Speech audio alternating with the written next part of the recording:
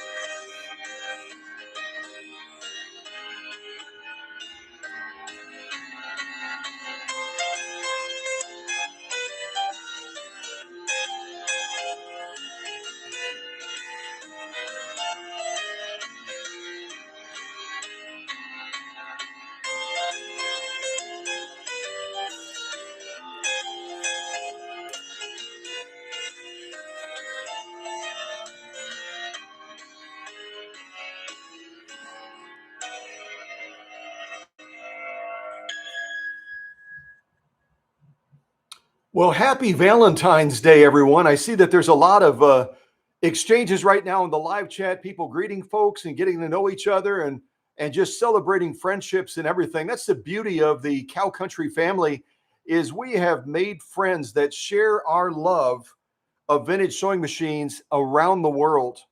And we've had people that have joined us from 126 different countries over the years, and almost 4 million people that have come to the channel to watch videos. So we are so grateful and so blessed, and also blessed with a great leadership team as well. Great to have all of you here this morning.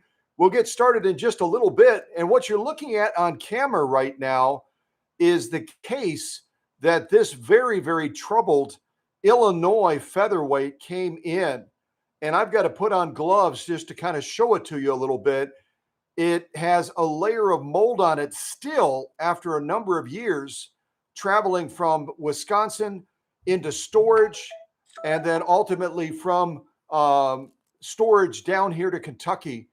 And this is one of those projects I've kind of worked on it as I could, but I also kind of took a step back away from it because I realized that it would be one of the most difficult restorative projects that I ever took on. And this machine originally arrived at the workshop back in 2002 in Oconto, Wisconsin. And if someone wants to go to the playlists on this channel, I've got all kinds of different playlists. One of them is unboxings. And if you want to scroll through the unboxings, back in 2002, this machine would have arrived at the workshop. I remember putting a mask on. I remember putting gloves on and then slowly taking it out and showing it to the audience. Really, really beyond repair. Utterly beyond repair. There were probably another dozen individuals that looked at this machine before it got to me down in the Illinois area that said, this is beyond repair. It can't be restored. It's frozen with rust. It's frozen with mold. It's just petrified from being in a wet environment for so long. There's no way that this machine can come back from the grave. Well, I like challenges like that. So after a little bit more interlude music, I'm going to go ahead and show you this case a little bit closer up, which surprisingly, my Susie wants to see if she can play around with a little bit and see if she can do something with it, because I'm not going to ship it back to Illinois. I would have to declare it as hazardous to the Postal Service. They would flag it and they probably would stop it in its tracks. So I'm not going to risk sending it back across state lines We'll leave it here if Susie wants to mess around with it. Otherwise, I'm going to bag it up in a hazmat bag and it's going to go into a landfill somewhere. Not the machine, the case. All right. Well, again, happy Valentine's Day. I hope everything goes smoothly technically today. I hope. And we'll have a fun time with some DIY stuff and celebrating the resurrection of this singer Featherweight from the grave.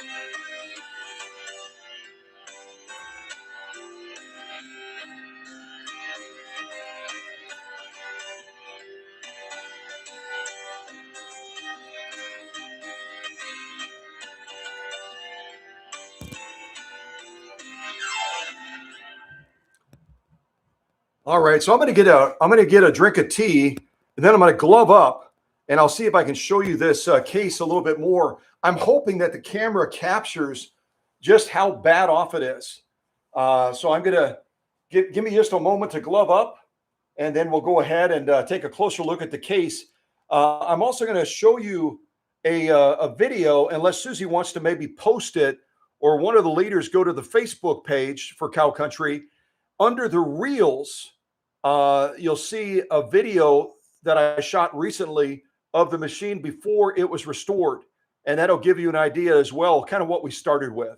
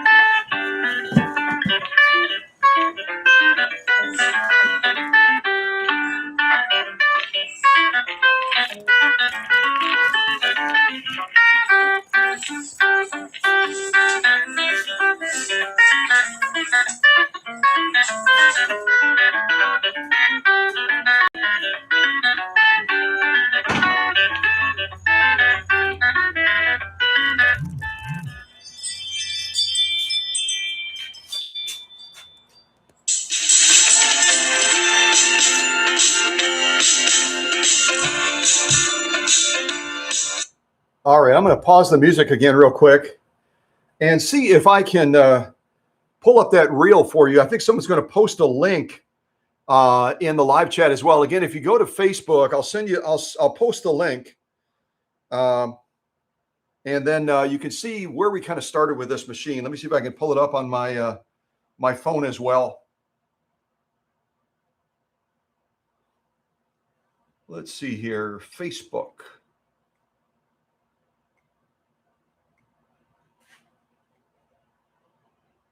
All right, bear with me for just a second here. And I think Susie already posted the link. So check out that link that she posted. I'll also show it to you on camera as well. There it is.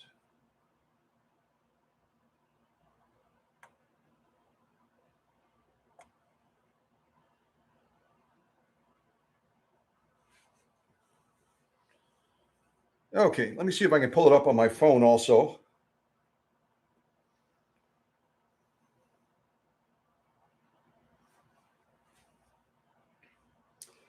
And if you're new to our channel, you'll see that the singer repairman, this gentleman right here, you might be able to see him in the shot, is present today, kind of celebrating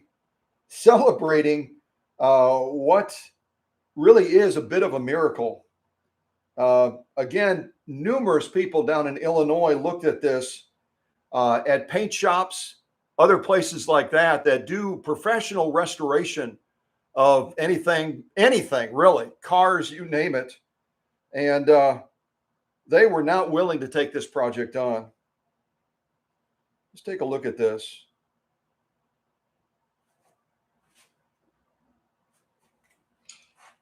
This was Chris Goodwin's mother's machine. Hold on just a second. Let me pull this back. This was Chris Goodwin's mother's machine.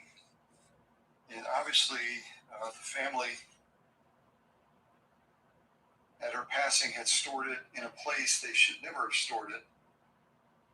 I've never, quite honestly, seen this level of destruction and devastation from environmental factors in any machine in the 25 plus years that I've been doing this. It's just utter devastation, not just to the patina, but to the mechanics of the machine, the electrical of the machine, and everything else. Can it be saved? Yeah, probably. But boy, is it going to take a lot of workshop magic. Stay tuned. Yeah. So that gives you an idea right there. That is where, and obviously, the family. I'm in this eternal loop now on this reel. So any of you that have viewed the reel, you could probably see it with a great deal more clarity going to that link that Susie posted. You get an idea, and really the appearance of the machine is only one of the factors. When you get this devastation to a machine where it is literally saturated in moisture and it builds up layer upon layer upon layer of rust and mold from the inside out, it becomes an almost insurmountable task just to get the machine to turn. Took weeks of work in breaking those layers down, layer after layer, trying to get down to the metal again, and then restore that metal and preserve that metal that was left. I've never seen a machine in 25 years that was this worse off, truthfully. So when it comes to taking a project on like this, there's a little bit of grumbling. There's a lot of prayer. And there's a lot of breaks involved with Diet Cokes and sometimes some really strong coffee. I'm serious. But I really feel like it was worthwhile. Did I make a lot of money on this project? No. I lost a lot of money on this project. But here's the thing. Projects, when it comes to taking care of vintage and antique sewing machines, is not always about how much money you make.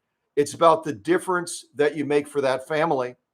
This is a machine that meant so much to the family that represented generations and represented their mother and represented memories.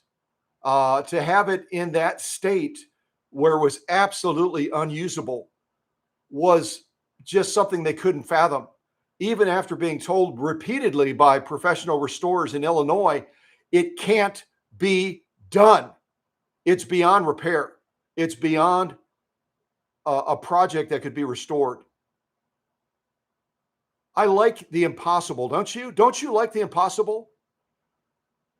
So, with all of the blah, blah, blahing, why don't I invite Susie, if she's able, invite Susie to come out to the workshop and to unveil and give you an idea of how we went from utter devastation, a machine that was irreparable, to a point where we're going to be sewing with this machine today, and we're going to be taking it through the paces during this live stream.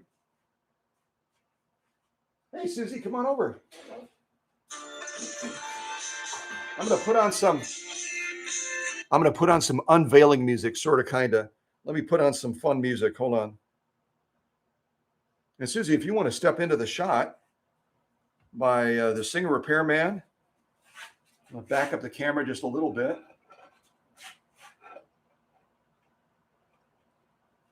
And all of you that are new to the channel, this is my wife, Susie. There she is. So I'm going to see if I can get a little bit closer now. Let's see, I'll shift over this way a little bit.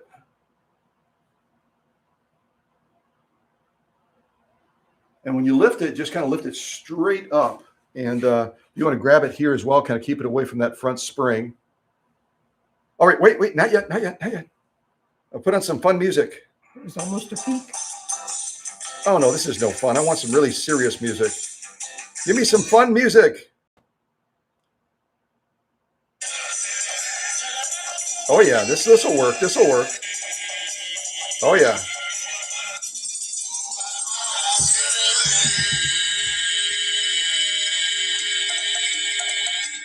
Go for it, kiddo.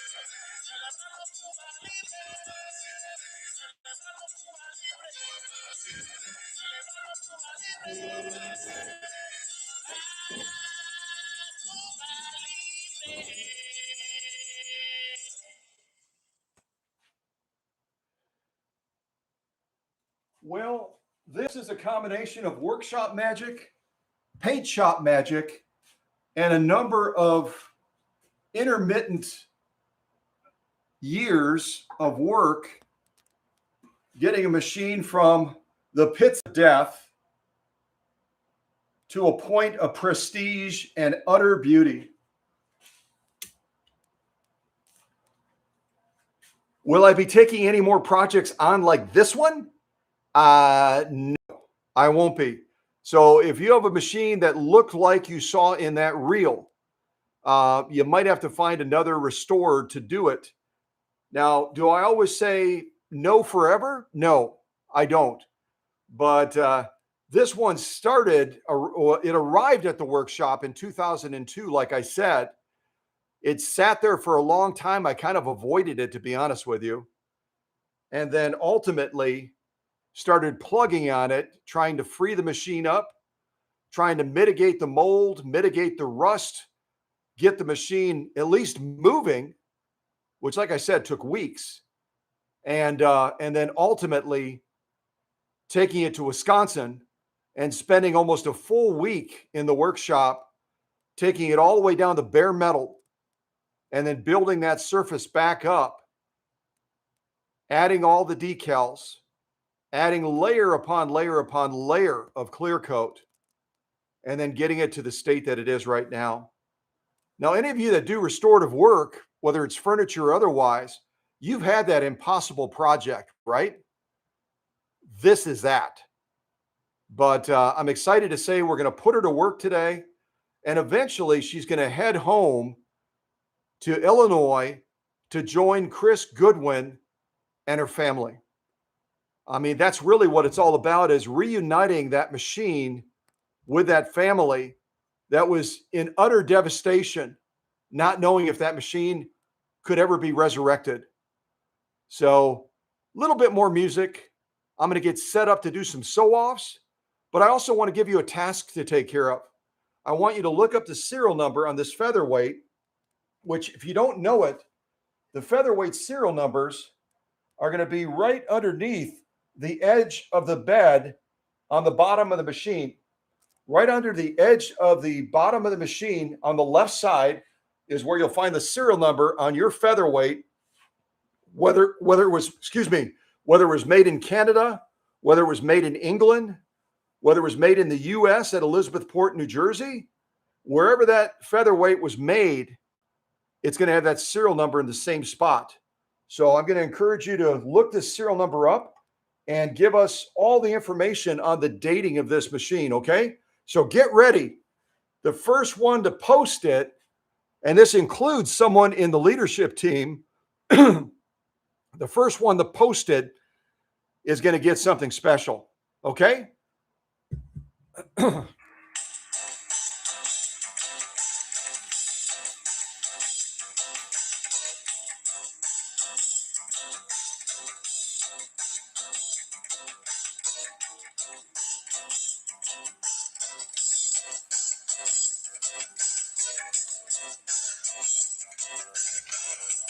All right, I'm getting ready to type it into the live chat. I'm getting ready to type it into the live chat.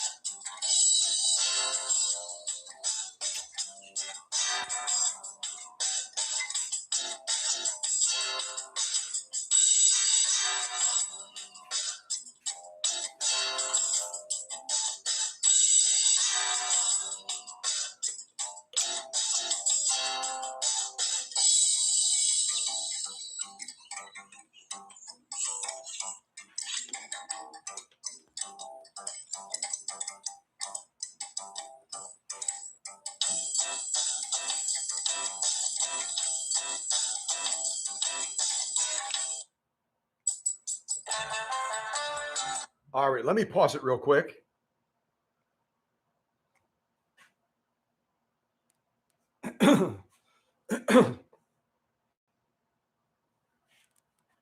So I don't see that anyone has posted the birth date and the information on this Featherweight yet. The first one to do it again is going to get something special. So And this also applies. I sometimes will exclude the leadership team. I'm going to let the leadership team post as well. So let's see if we can get the date information, the birth date for this featherweight that came from the grips of death back to a point where we're actually going to be sewing on her today. And she's going to be heading back to Illinois to join the Goodwin family. So, yeah, let's go ahead and see what we can do. Come on, folks.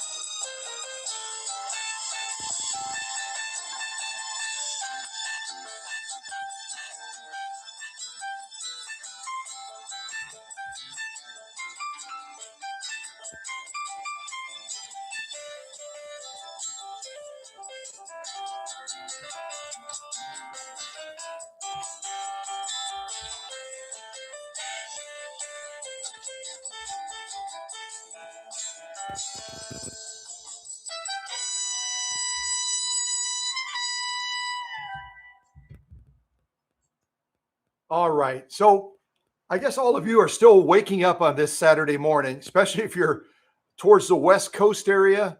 It's a couple of hours earlier, but I appreciate Teresa and Susie looking that serial number up and confirming that the machine was born in 1956. So this machine certainly came out long after the introduction of the featherweight. Does anyone remember the history of the featherweight?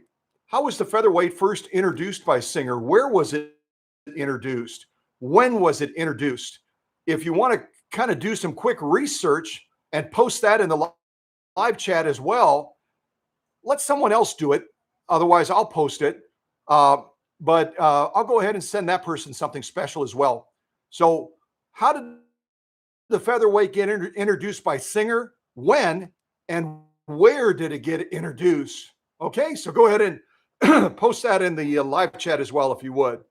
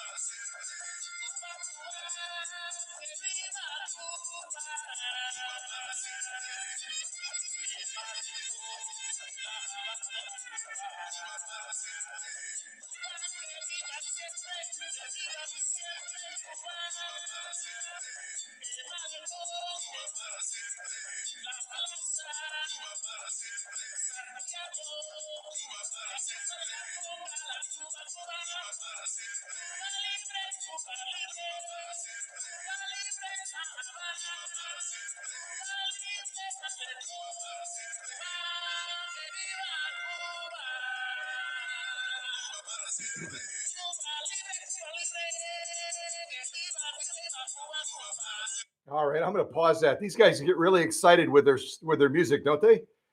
All right, so I saw a couple of answers posted. I think initially Susie had said 1935. Teresa had said 1933. Jenny's book is upstairs. So I'm going to go ahead and give you a quick summary of the history of the featherweight. And the other thing I'll tell you is that during the course of the machine being made, whether it was made in Canada, whether it was made in England or the US, they produced about 3.5 million featherweights, about 3.5 million.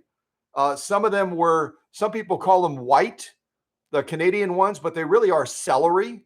They're kind of a celery color. And the black ones. And yeah, there were even a couple of offshoots with kind of a minty green color. But the long and short of it is they started production of them right around 1933. It would have been really the latter part of 1932. And they wanted to make a big splash when they presented this machine. So, as someone had written in the live chat, they decided we're going to present this featherweight at the Chicago World's Fair. The Chicago World's Fair started in 1933 and it ran over a year.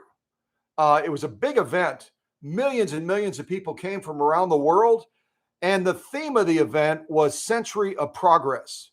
Century of Progress because they were celebrating that from around 1833 to 1933, there had been a lot of innovations, a lot of improvements, a lot of things invented.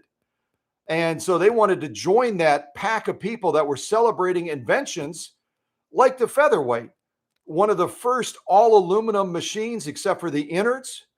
It was touted as only weighing 11 pounds. It weighs closer to around 13 pounds when you factor in the motor and everything. And the 222K is even heavier than that, almost 17 pounds. But the fact of the matter is, compared to other machines of the day, the featherweight was revolutionary in how light it was, how portable it was, and how pretty it was. And a number of years ago, I started referring to the featherweight as the princess of singers. Y'all remember that? I was the first person in the world to label this machine as the princess of singers. And now everyone around the world, including my dear friend, Alex Askarov over in England, refers to the featherweights as the princess of singers. It's cool, isn't it? It's cool. We're just a small group of people on this channel, but we influence the world. We truly do. And just recently on my birthday, Alex sent me a great picture. I've got to show it to you. Let me see if I can pull it up on my phone. He and his wife, Yana, who I love to death. They're beautiful people. They've maintained such a friendship with me. And these are two people that I've never met. But they're just wonderful, wonderful folks. And they sent me wonderful birthday greetings. See if I can find Alex's picture somewhere. I know I've got it somewhere. I thought I saved it to my phone. Doggone it. Let me put on a little bit. Hold on a second. Hold on. Just hang there for a second. I thought I saved it. Jiminy crickets.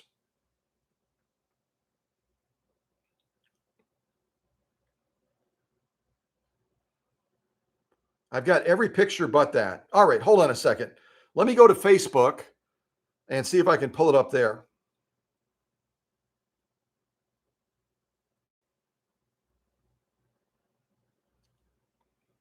But before Susie and I met,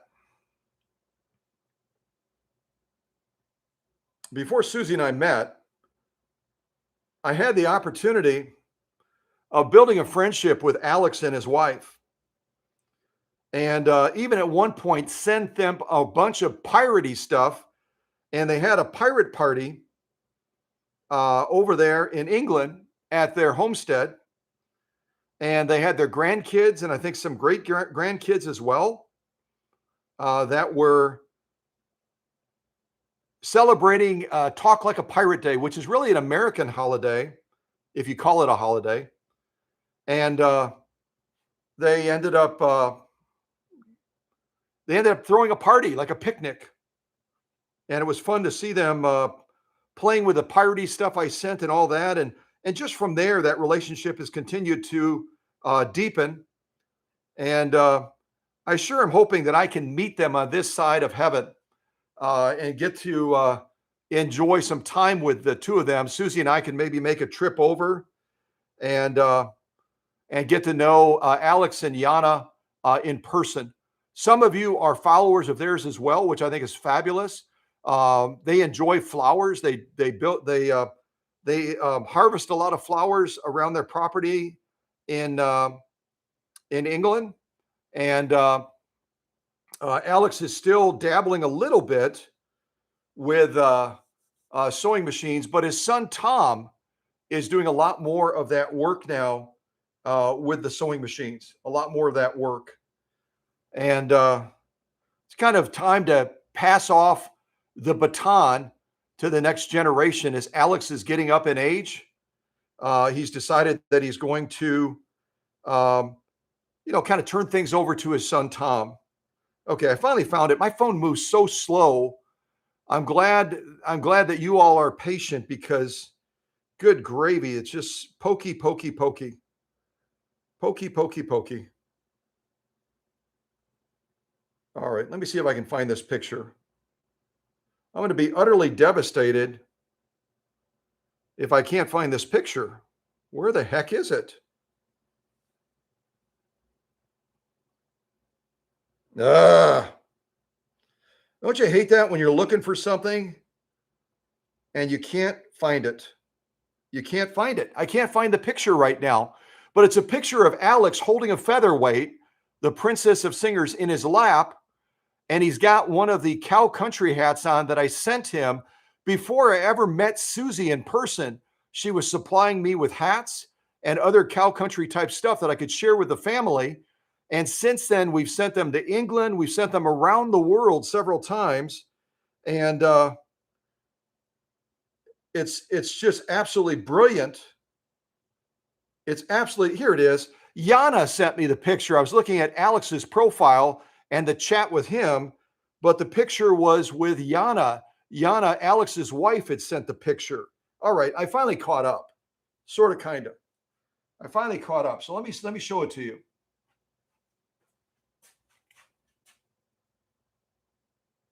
I'm hoping you can see it. The lighting in here is not the greatest.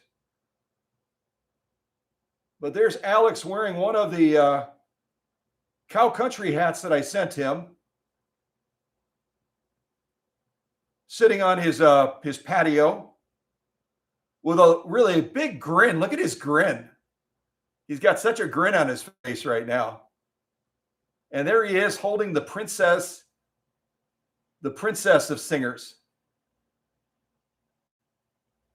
And this was a special birthday present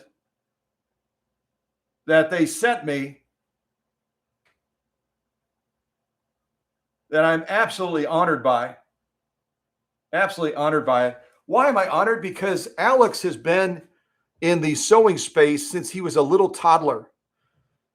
Some of you know this. I've told this story numerous times. His parents had a huge factory where they produced baby goods, strollers, children's clothing, and a lot of these things ultimately made it to the royal family in England. They were a premier provider of baby things. And Alex grew up crawling around on his hands and knees before he could even walk, crawling around these big industrial machines that were producing these products in his parents' factory. And then he grew up in the sewing industry from there and started to fall in love with the machines. And now he's got quite a collection of machines over there in England. He calls it his retirement. I think eventually he's going to offer these machines for sale to people that follow him and read his books and that celebrate just the beauty of this man and certainly the beauty of his wife as well. So you might have a chance to get an original Alex Askarov sewing machine. Keep watch because I think that that's going to happen. I think that that's going to happen at some point. But Alex has a couple of our hats. I've never seen Yana wearing one of the hats that Susie made. But I'm hoping eventually I'll get a picture of Yana also posing over in England with one of our cow country hats. That would be fun. All right. So all of that blah, blah, blahing, I finally found the picture. I wanted to share that with all of you. So the featherweight was introduced at the Chicago World's Fair. We all know that now. 1933, that fair ran over a year. It was a big event. And during the course of its production, which ended in the 1960s, they produced about 3.5 million of these machines, one of which is in front of you right now. And if any of you have featherweights in your personal collection, go ahead and type that into the chat. I'd be curious how many featherweight owners we have in the chat. How many featherweights do you have? I think at last count, Susie and I have almost 10. I think we have almost 10 featherweights. And we're going to be looking at one of those right now that is in a state where I might end up restoring it. It's a centennial featherweight that would have been introduced in 1951. If any of you have any special featherweights, let us know that too. A centennial featherweight, maybe a featherweight with a different badge mark. They had a number of special badge marks they put on the featherweights. There also are crinkle finish featherweights that are like the unicorn of unicorns. There's the featherweight convertibles, the 222Ks. There's just a litany of different featherweights that they came up with during the course of its production from around 1933, 1932 until the 1960s. And then, of course, in the course of that pivot away from the standard featherweight, they ended up making the featherweight convertible. Susie has one of those. Maybe we'll show off that featherweight convertible of Susie's sometime and just give you an appreciation for the complexity of producing a machine with a free arm like that. That's why it went out of production eventually, because they just couldn't afford to produce it anymore and still make a profit on it.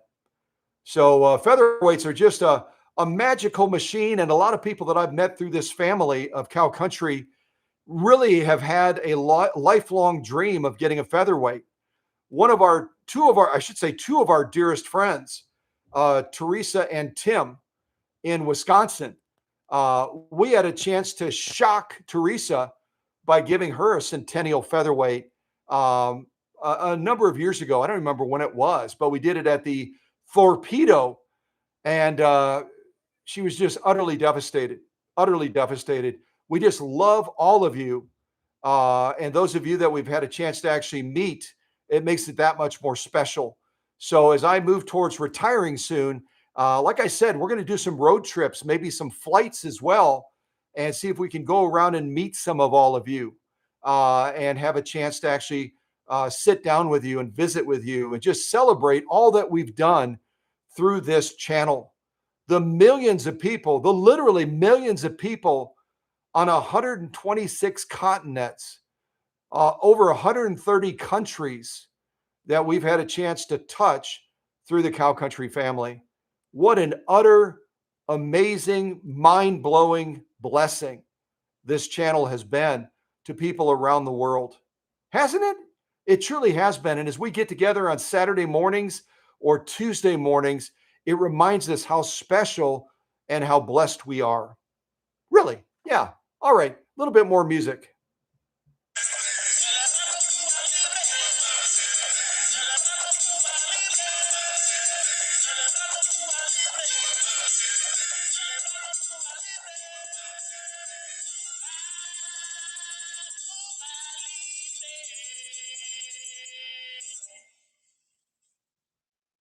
They are so much fun when they do that music. Oh my gosh, I love it.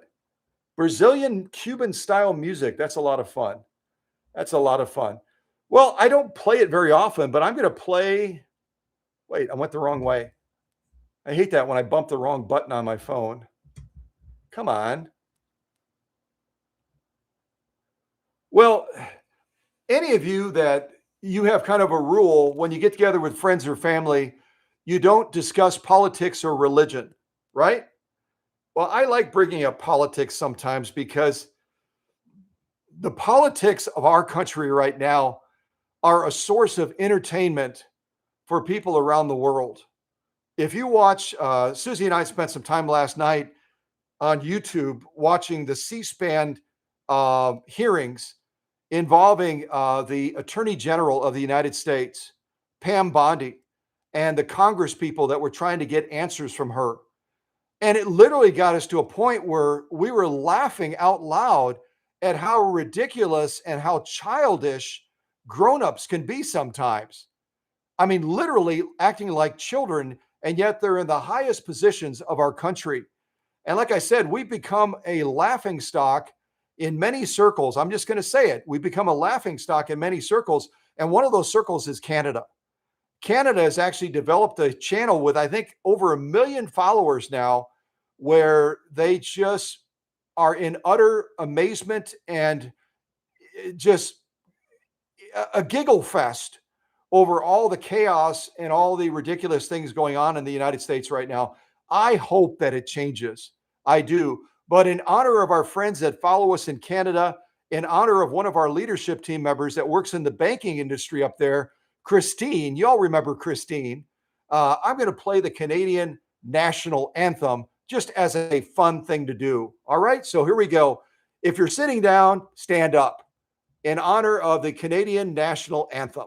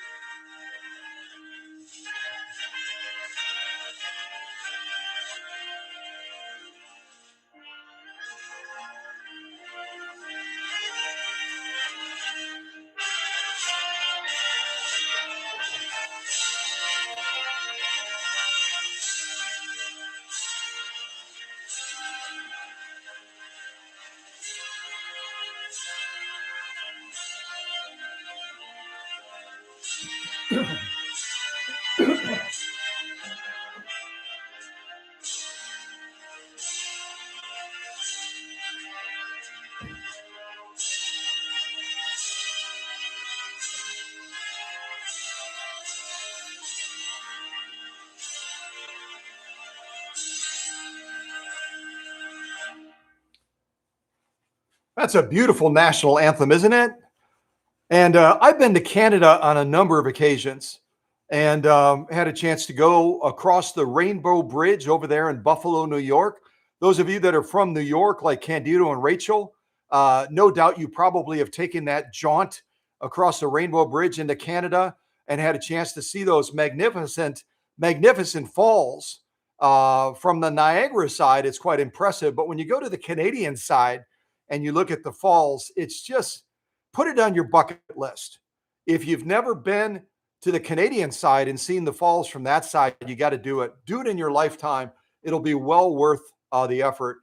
But again, a special greeting to Christine and the other friends that follow us up in Canada, including our friends over in British Columbia that we had a chance recently to repair that FOF sewing machine that they tried to repair up at the FOF Sewing Center. This mecca of FOF experts tried for 5 weeks to fix that machine. You guys remember that? They tried to fix that machine for 5 weeks, couldn't do it. So our Canadian friends sent it to the workshop, and within 15 minutes, I figured out what was going on with it. And then we presented that machine as well. And I don't say that to be boastful. I say it because we are blessed. We are blessed with insights, and all of us have special gifts and talents And God has, for some reason, decided to equip me with the ability to fix things. Yeah, it's kind of cool, isn't it? So let me show you a couple of other things real quick. I'm going to try to keep my voice. My voice is just having troubles today. The other victim of this machine being in the devastation that it was the bobbin case, which was an original bobbin case, and also the gib and the hook assembly, that hold that raceway together on the featherweight, also were damaged. And in a process to try to get them off of the machine, they literally crumbled and broke. I'll show you that right now on the screen. This is actually the little release right here that normally is on the bobbin case, and it literally snapped off. You can't even get the bobbin out. It's literally fused in there with rust. And then this is the gib that holds all that together. You can get an idea from the rust that's still on there, how bad off this machine was. But it's always a travesty to lose an original part. If you look at the original bobbins, not the remakes, if you look at the original bobbins on eBay or Etsy or Pinterest, they go for anywhere from $100 to $150. So I was hoping I could get this out without it being destroyed, but I couldn't. So that was just one of the casualties of restoring this featherweight. And I'll send these original parts back to Chris. The feet as well, they sell these on eBay. These are the feet here that are on the bottom of the featherweights. If you've got a featherweight, your feet might well look like these. All cracked. They're no longer cushy. They're rigid. They're brittle. I would encourage you to go ahead and go onto eBay and buy yourself a new set of rubber base feet for your featherweight. And that way, when you're operating your featherweight, it'll reduce the vibration dramatically, and it'll give you a nice cushy sewing ride instead of a bumpy one. All right, let me do this. I'm going to put on just a little bit more music because my voice is kind of having challenges today. I'll put on a little bit more music, and then we're going to jump into this featherweight and also do some DIY on it as well.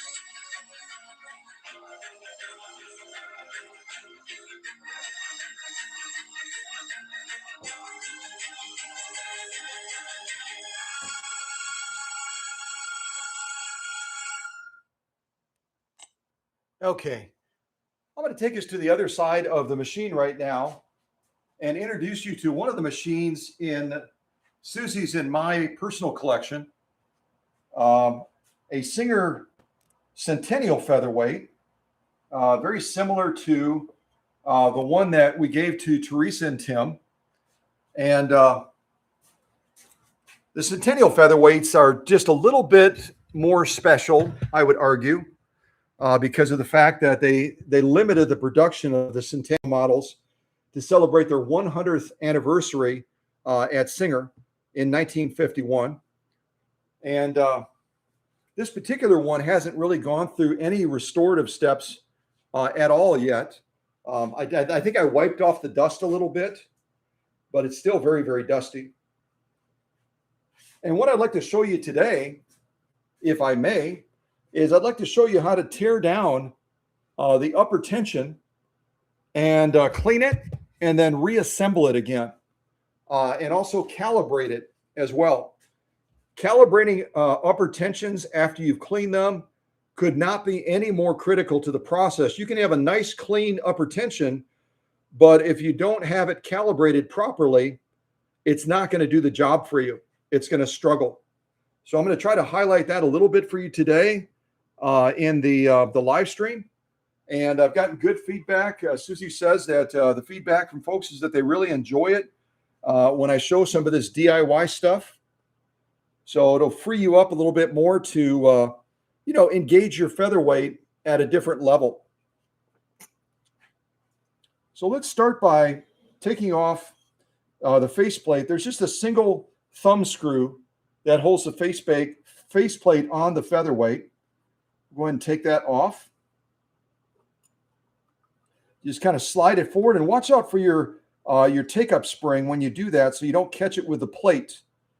When you take the plate off, kind of bevel it out a little bit so that you don't catch it against that spring. And then we've got a pin release right in here, that a screw that holds the assembly in. So we've got to go ahead and take that screw and loosen that next. And make sure your presser foot lever is in the down position when you do this. You don't want to have that force of that release pin pressing against the assembly when you take it out. So have the presser foot lever down. You see how dirty this machine is right now. It really needs some major workshop magic.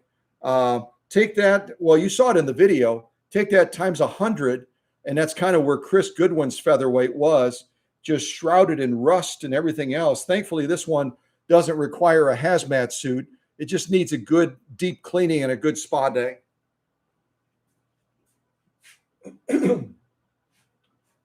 Okay. So I'm going to go ahead and get a screwdriver. We'll go ahead and release that screw.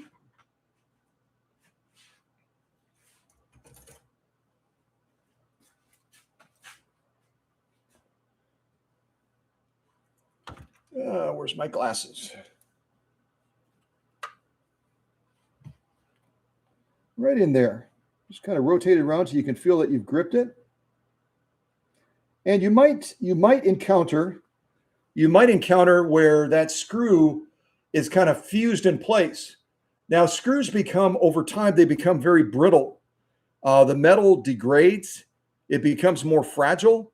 And if you try to force a screw that's kind of fused in place, you might crack off the head, and then you're really going to be in a world of trouble. So what I would recommend is that you pick up a little torch like this, and then what you can do is you can kind of free it up, keep it away from the spring and the upper tension, just kind of concentrate it on that screw for probably about 8 to 10 seconds should do it. So I'm going to go ahead and turn it on.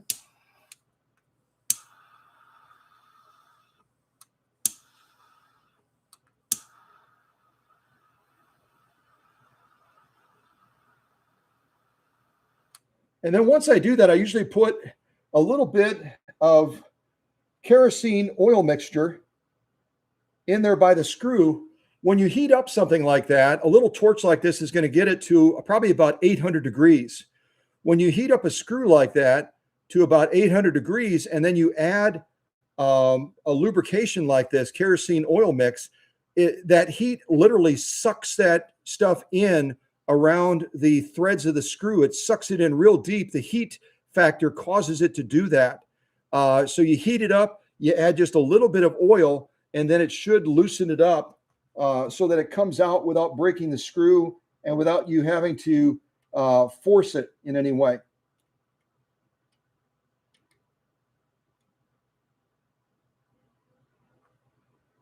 There we go.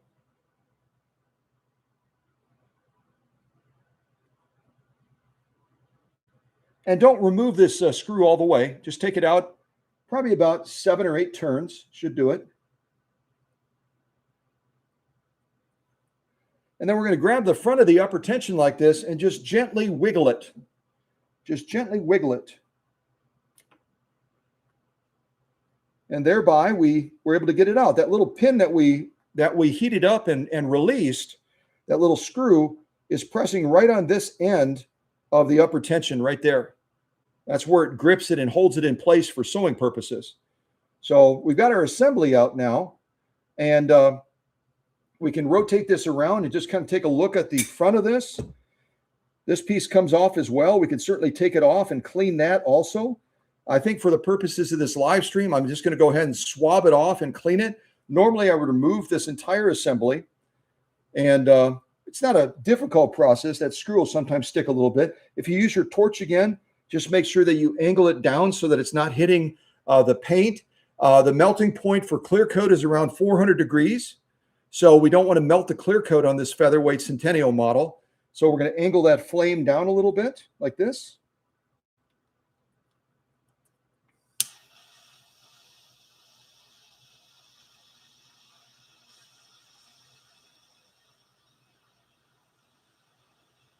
Heat it up nice and good, and then we're going to add just a little bit of that kerosene oil mixture.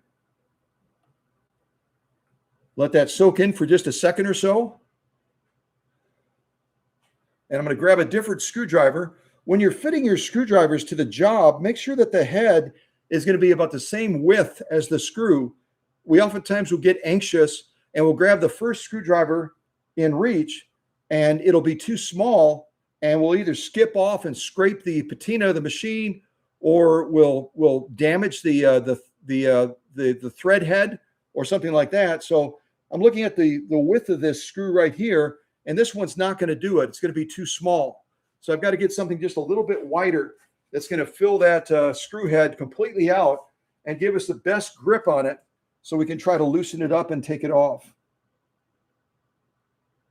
And always apply that pressure in when you're doing it. Grab the back of the machine and kind of press in and get a nice turn on it. And once you get it to a certain point, you can do it by finger. It should be cool enough now. I'm not going to get burned.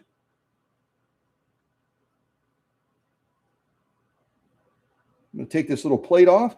You see how dirty it gets underneath there? It's really quite awful, isn't it?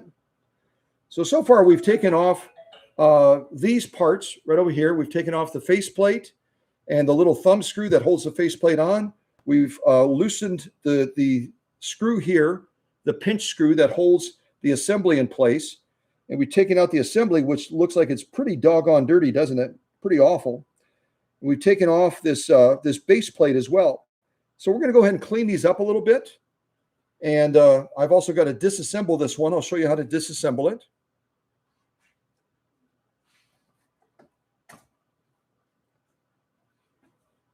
So when you're disassembling one of these Featherweight upper tensions, let me check my camera angle.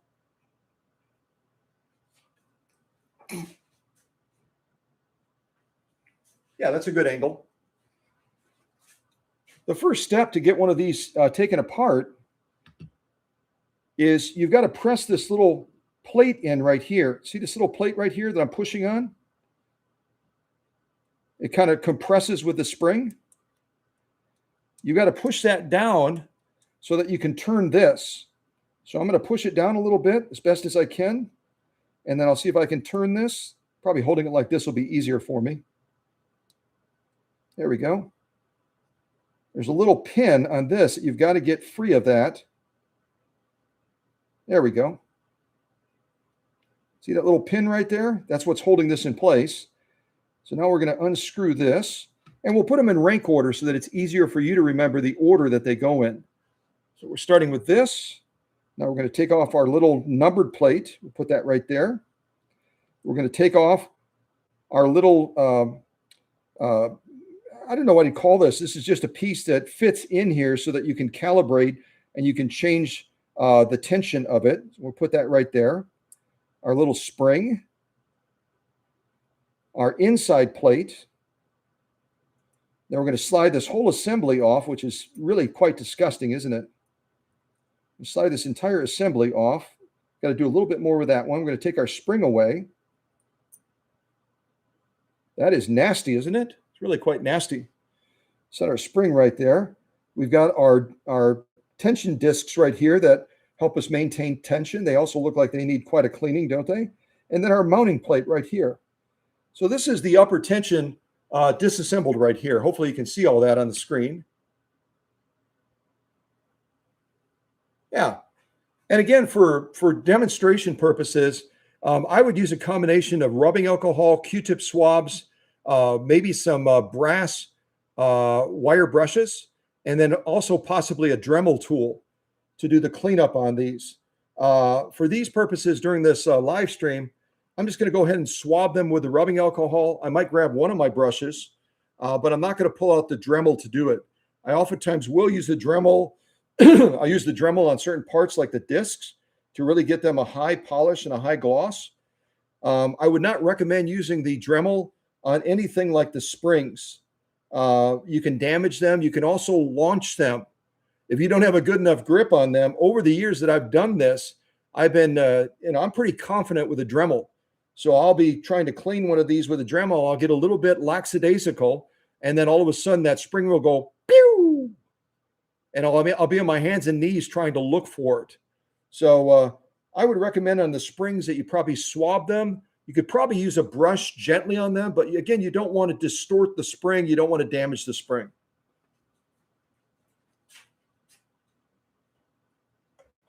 Let's see. I think I'll use a nylon brush instead of a brass one on these.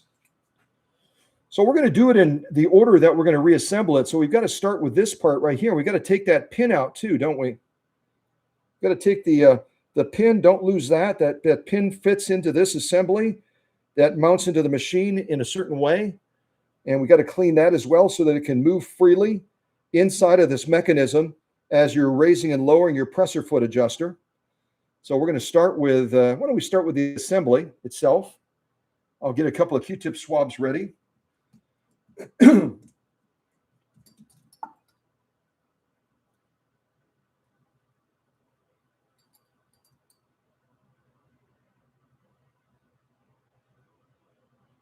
yeah, I'm getting several ready, actually.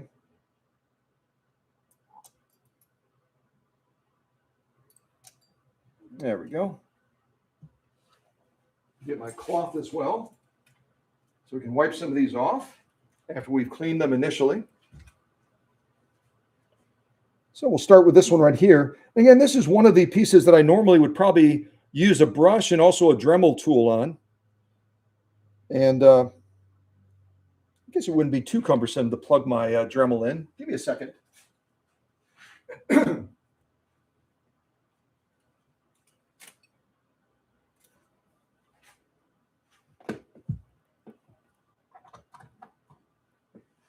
And make sure you protect your eyes when you're doing something like this. Put on your safety glasses. These are the ones that Susie bought a whole box of these. So if you're lacking safety glasses and you want to use a Dremel tool, maybe as one of the special giveaways, you could say, hey, send me some of those safety glasses. So I'm going to put my safety glasses on. Excuse me. We'll start on this little piece right here. And I use a round rubber brush on something like this. These little metal things tend to fly all over the place, so I end up getting them in my skin and stuck to my clothing and everything else.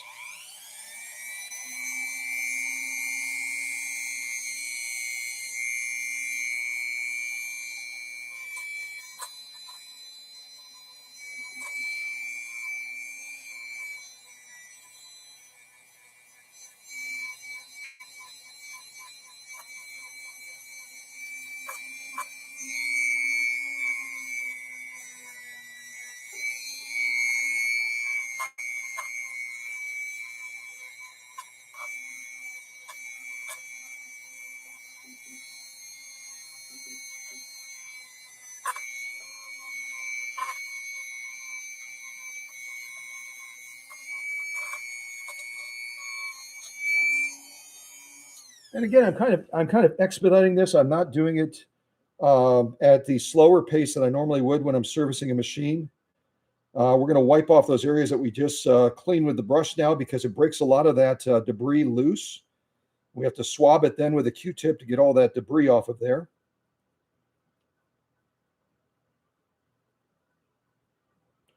And I'm going to set the parts that we've, excuse me, I'm going to set the parts that we've cleaned over here. We'll focus now on this pin release.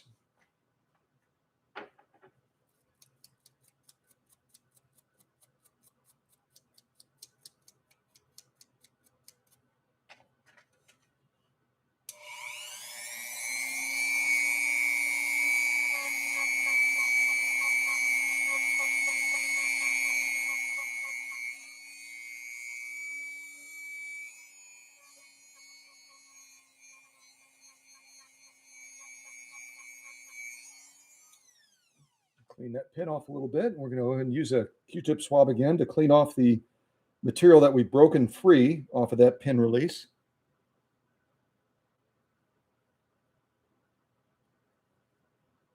We'll set that over by the other clean part. Okay, we'll clean this mounting plate next. This one I'll probably clean with rubbing alcohol only. You can certainly use a Dremel, but Dremel might be a little bit rough because this is real thin gauge metal right up here.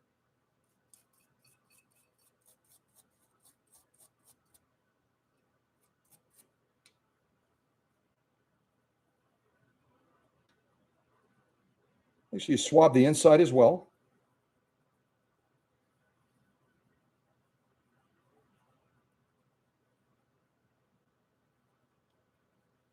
Yeah, we've gone through one Q-tip swab already. You can see that. So I'm going to go and set this clean part off to the side.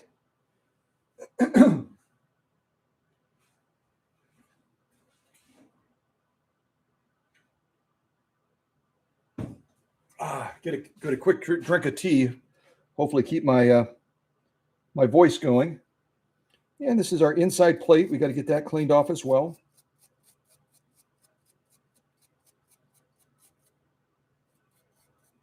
This one I'll probably clean up a little bit with the Dremel.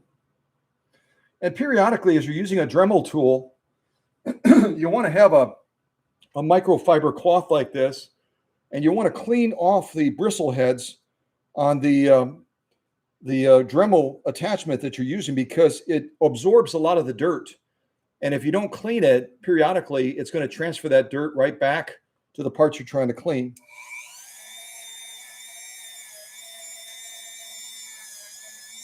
See all that?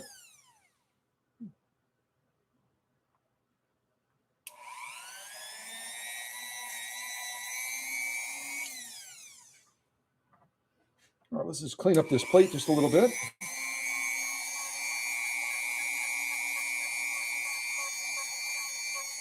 And when you're cleaning chrome like this, and you're dealing with a Dremel tool that has a very high revolution, if you apply that Dremel too harshly to that chrome, you can damage it. You can cause swirls on it.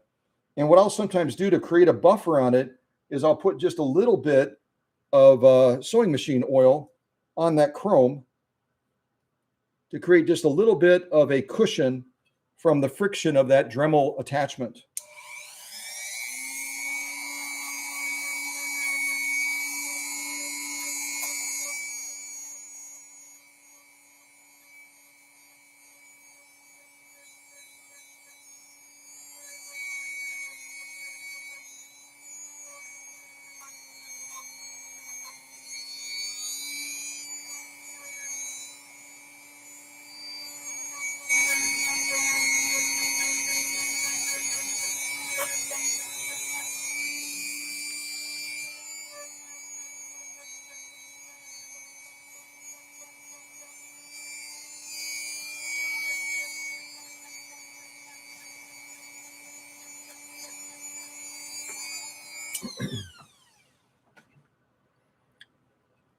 And then what I'm going to do is I'm going to put just a little bit of a general purpose cleaner on there.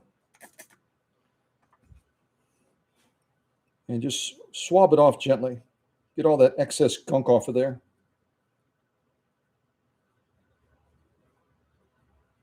That looks a little different, doesn't it? We'll set that over there with the other parts that we're going to reassemble.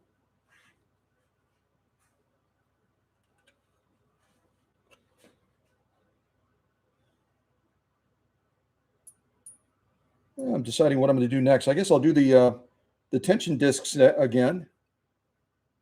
And we'll go ahead and apply just a little bit of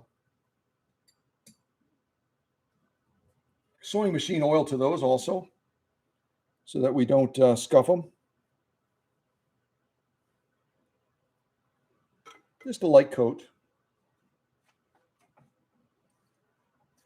And sometimes you get a little bit of pitting.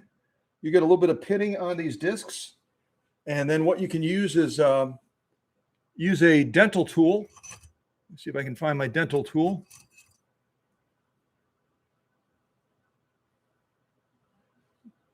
Just to gently, with a sideways sweeping, get those rough spots off before we try to polish it.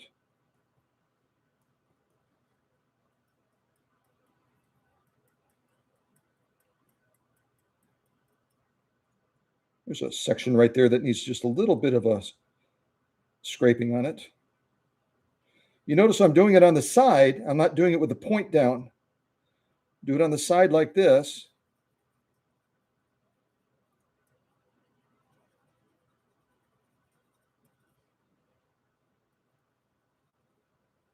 And then after that, we can polish it up a little bit.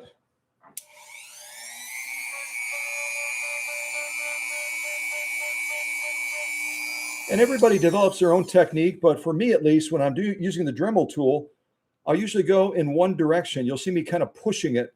I don't go like this. I don't swirl it usually, unless it's a real heavy buildup on there.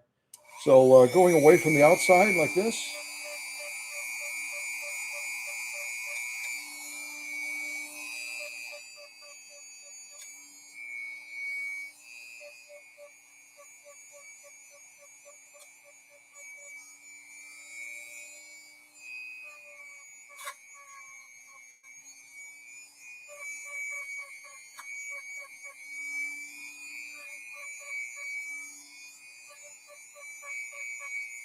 You also get the edges as well.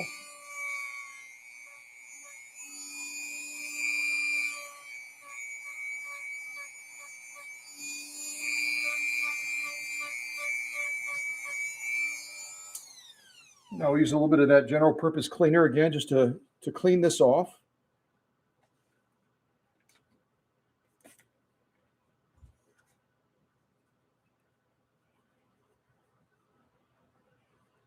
Oh, that's quite lovely, isn't it?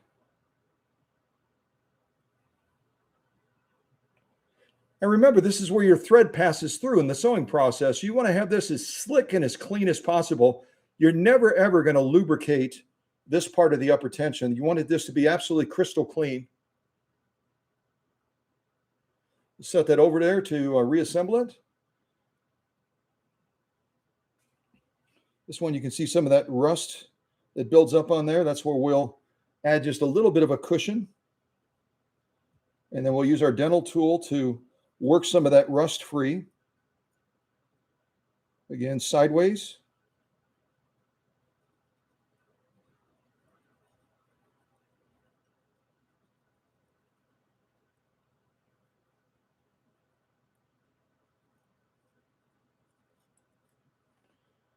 Now we'll go ahead and polish it up a little bit. And again, if you're joining us a little bit late, this is an expedited process I'm demonstrating. I want you to understand how to do it, but you can certainly take it slower than I am.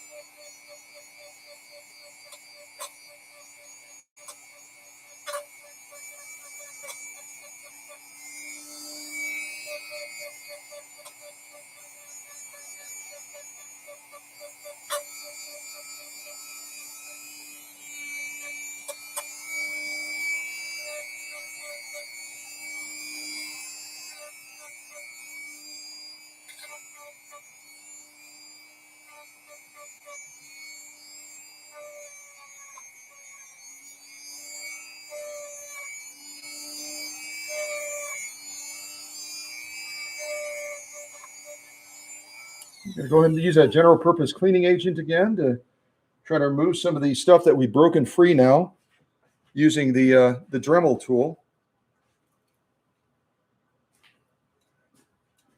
And if you're using a microfiber cloth like this, as I am, be mindful of these springs in that. They can latch onto this, and all of a sudden you'll be looking for that spring, and it'll be attached to your cloth, and you'll finally find it. You'll feel really silly like I have been before. I'm going to go ahead and clean this now. Get that upper tension disc nice and slick and clean. Quite lovely. Set that over by the other clean pieces. And we'll do this spring next. And I've shown you on other live streams how these springs over time will get compressed. And so you can use a screwdriver on either side and just gently extend it up a little bit. This one looks like it's in really good shape. It doesn't appear to be compressed. Sometimes I get them out and they're like that. So if they're like that, you've got to stretch them back out to their full length. Otherwise, you're going to have to turn your upper tension up to about 8 or 9 to get the desired result. Whereas if you stretch this out a little bit, it's going to give you a much better regulation of that upper tension, a lot better control. All right, let's go ahead and swab this one as well.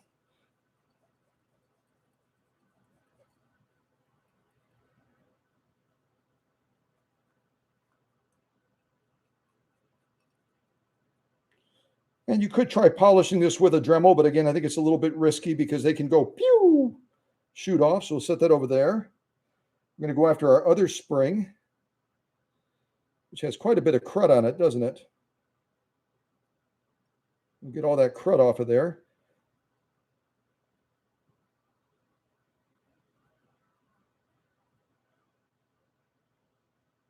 And as you're working with this part of the spring, kind of pinch it together. Pinch it together so that you've got more control over it. You're not going to stretch it out of shape or something like that. And on this spring right here, I will sometimes use a Dremel. I feel confident enough with my skill that I can do that, and it'll break all that crud off of there. But you go with your comfort zone. Go with what you're comfortable with, okay?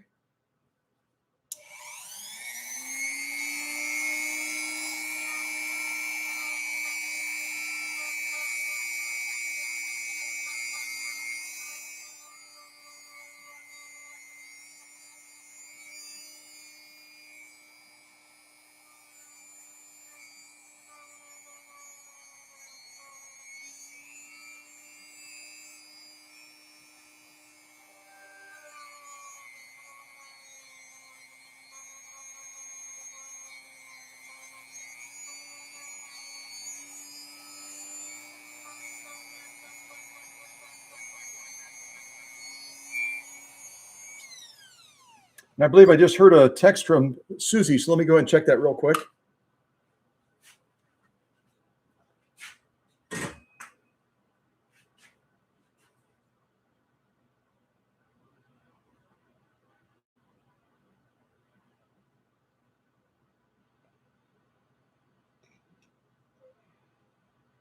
Deborah Williams is in the chat, wants to know the name of the general purpose cleaner you are using. Ha ha! I can't give you my trade secrets, Deborah.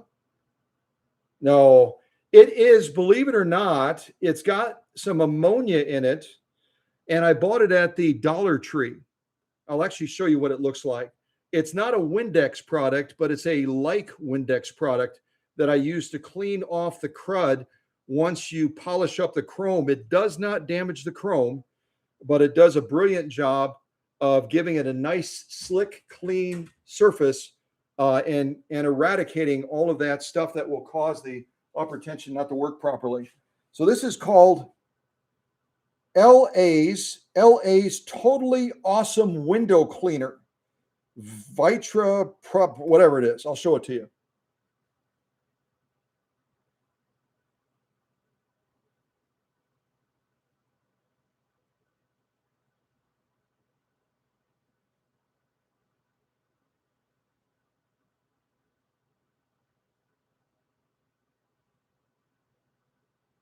And it does have a little bit of ammonia in it. So if you're using this, you have to be real careful that you don't use the same rag to clean your patina off on your machine because it will damage your clear coat. So, but it does a wonderful job of stripping that crud off once it's broken up with the dental tool and with the Dremel tool as well. So, yeah, good question, Deborah. I don't mind sharing that at all. All right, let's clean off our Dremel head again. Notice this is a clean surface right now, and see what we get off of our Dremel brush.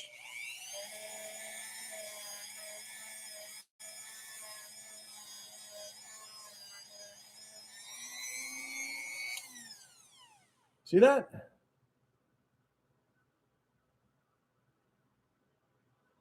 So make sure periodically as you're servicing your machine, if you're using a Dremel like this, clean that brush.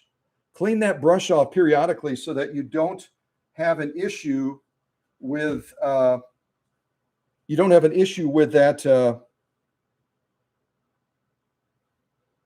recontaminating the machine again afterwards. So I'm just going to put a little bit of this multi-purpose cleaner on the spring. And again, when you're dealing with a spring like this, you want to be real gentle so that you don't damage it or distort it.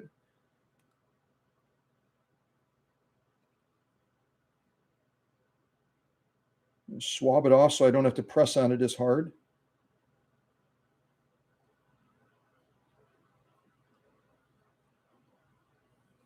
There we go. That looks a little different, doesn't it? So I'm going to set that spring over there. We're getting down to the nitty-gritty now. We're going to go ahead and swab these. And again, my process is if I'm doing this, actually servicing a machine for a customer, it takes quite a bit more time. I'm incredibly persnickety when it comes to cleaning the parts of the machine. And as I said to Susie last night in preparation for this live stream, I don't even use the machine to sew until I've done all of my service on it. I don't want to see a substandard result from the machine and say, oh, look I made it better. I want to get that machine absolutely as it should be, better than factory, much better than factory. And then after it's to that stage, I can then go ahead and test it for sewing purposes. So that we got nice and clean. We kind of swab that off. That's going to be our center point for the mechanism. Kind of get rid of this Q-tip. You can see we've kind of used that one up quite a bit. There's a couple more parts to clean. It's going to be our little pin setter that allows us to adjust that tension within a set range. It's going to lock into that other piece. You'll see when we put it back together. Just kind of swab that off. And again, this is such a tiny little piece. I don't know if I'd recommend using a Dremel because if it slips onto your fingers a little bit, you're going to launch it and you're probably never going to find it again. Go ahead and clean that as well. We'll swab this off a little bit.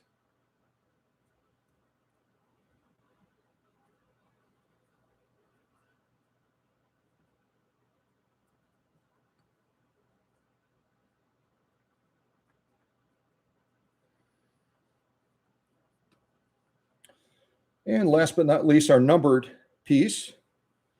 That lets us know where we're setting that range.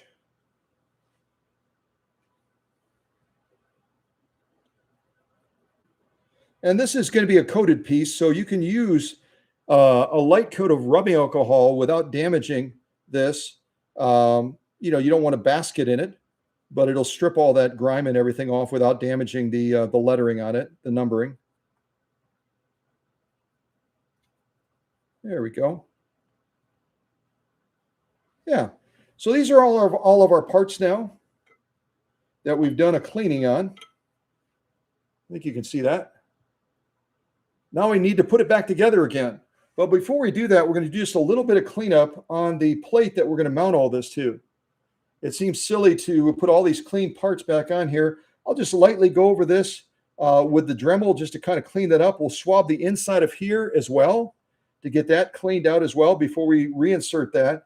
Again, I'm doing kind of an expedited version of what I would do in the actual workshop cleaning process, but we'll go ahead and just clean it up a little bit.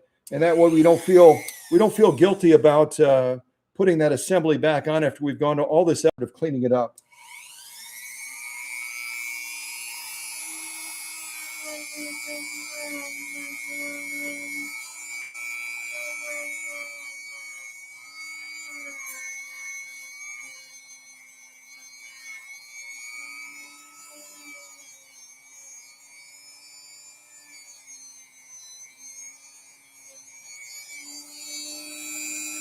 And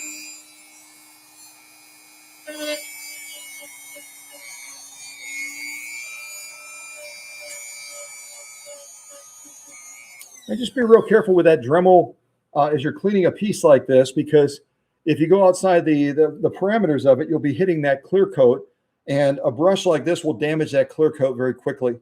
So be incredibly careful when you're doing that. If you're more comfortable, what you could do is you could mask this off around the painted surface with some painter's tape, and that way you won't be nicking it with the Dremel.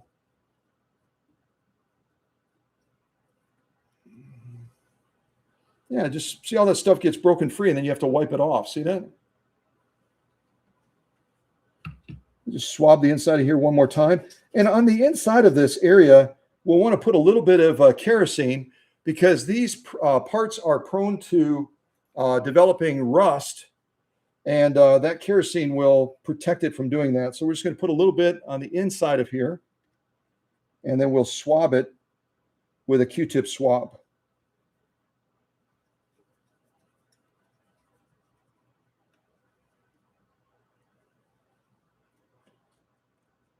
There we go. So we can put our little fascia plate back on again, this little plate right here. We're going to put this one on next. And we've got a teeny tiny little screw that we've got to manage. We put it like this. And this is adjustable. You can see that by the screw point right here. Depending on the level of swing of the spring that you want, depending on how much swing we want this spring to have, we can set the boundaries of this either up, which will reduce the swing, or rotating it down, which will increase the swing. What does the swing do? Greater swing is going to pull harder. So without turning your upper tension up, you're going to be able to get a nicer defined lock stitch by rotating this down, as opposed to a more delicate thread. If you're working with a delicate thread like a silk or some of the other real fragile threads, you can then adjust this up so that it doesn't have as much swing and it's not pulling on that thread as heavily and potentially breaking it on you. So reduced swing, you might have to turn up your upper tension to allow that lock stitch to be better defined.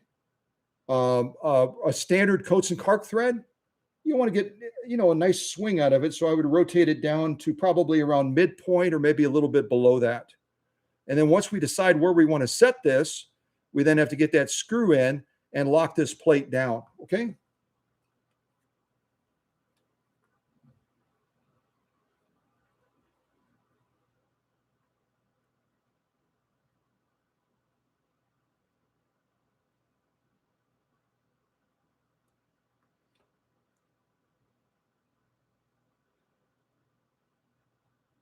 All right, so I've got that thread started. Now I've got to calibrate this a little bit, again, based on my desires. I know I'm going to be probably sewing with a Coats and Clark, so I'm going to rotate this right around in the middle of where that screw would be. And then I'm going to go ahead and snug this back down again.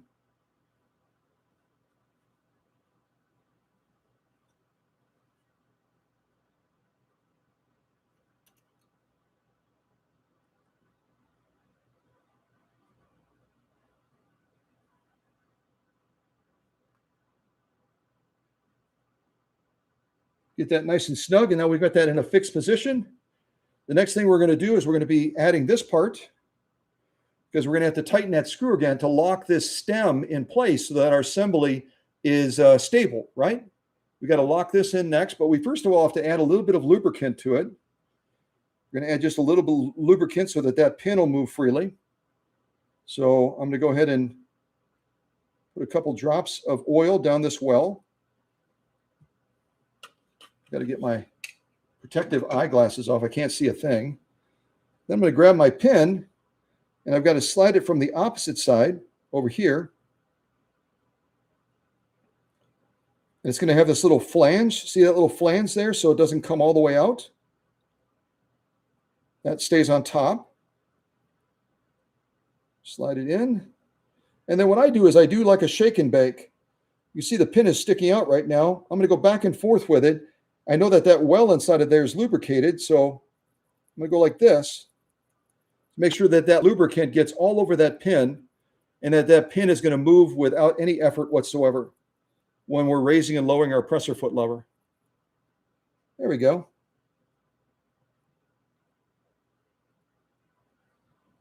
And I might just add just a touch more for good luck, although I don't believe in luck. There we go.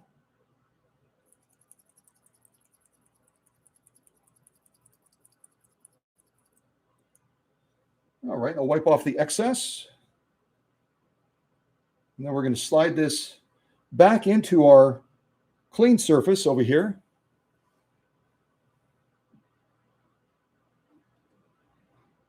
And when you slide it in, you'll want to make sure that this opening like this is horizontal.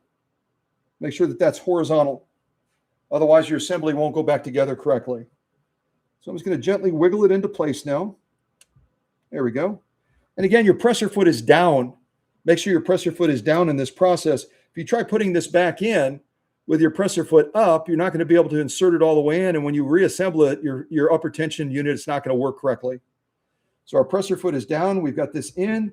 We've got this horizontal, that little opening right there. Because eventually we're going to have to slide our centerpiece on here. And it's got to go like that. So we've got our negative and our positive, right? But first of all, we need to lock this into place now. So I'm going to carefully rotate the machine a little bit. And I've got to go after this screw now to make sure that that's snug back up again, right? Make sure that's snug back up.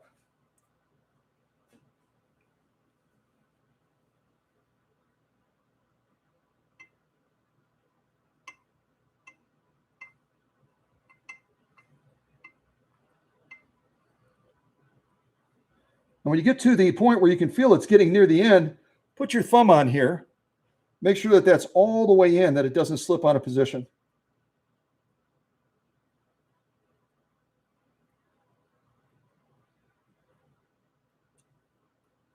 There we go. Now we've got a great base to build on, right? We've got a great base to build on. We can rotate this back around again. We could even at this point, if we wanted, since we did it at the initial point, we could even put our plate back on if we wanted to. Because we're not going to need to get in there again, at least for this purpose. We'll put that back on again, just so that we've got that out of the way.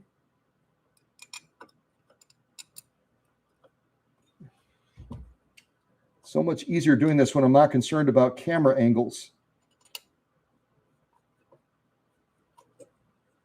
There we go. Rotate this back around again, and now we're going to begin reassembling this. Let me just grab something to drink real quick. And I do hope you're finding this helpful. I hope it's informative, and it's giving you, as Teresa had said, it's giving you more confidence to maintain your machine at a high optimal level so you can enjoy it at a higher level. The better your machine runs, the more enjoyment you're going to get, right? The more enjoyment. All right, let me put on a little bit of music, and we will continue the process.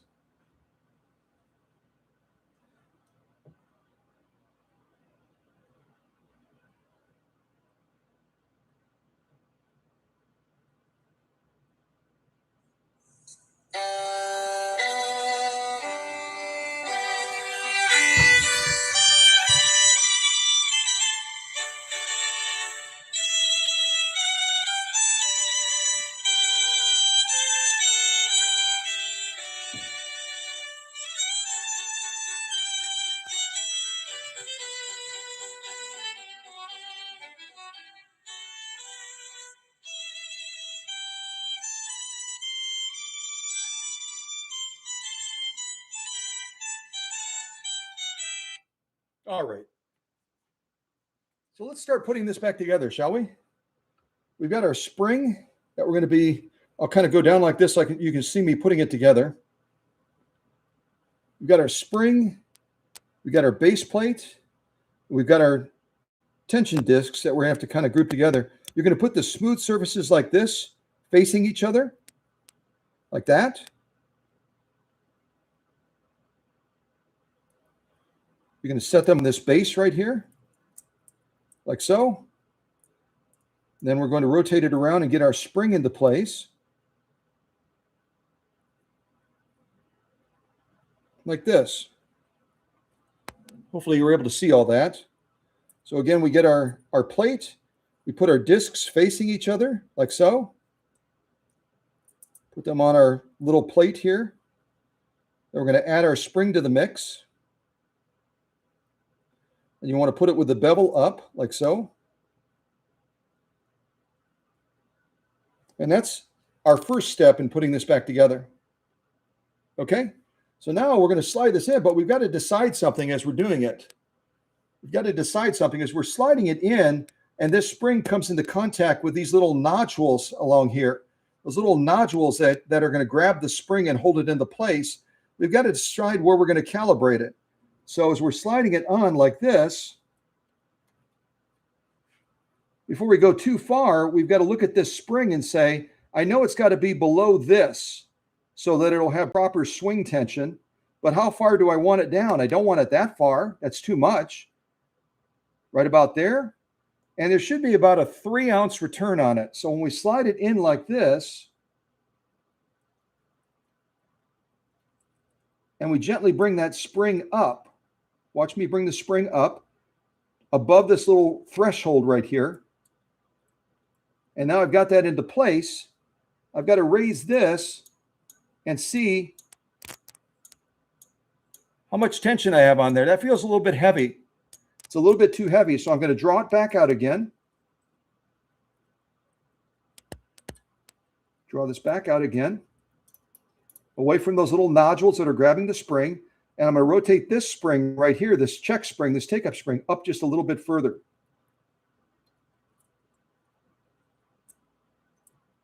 I'm going to bring it above that resting point. And then I'm going to check my return again. That's perfect. Right around 3 ounces. Perfect. Love it. Spot on. Okay, so I've got that correct now. Now the next part I'm going to add after that is going to add our little center base plate. This one right here. Slide that in. And this little piece right here can sometimes create problems for us. This is metal, and sometimes these will get pressed in or pressed out. And then when you're trying to release the presser foot tension, your pin doesn't fully release, or the opposite, your pin is creating tension even when it's not supposed to be. So make sure that this is nice and centered.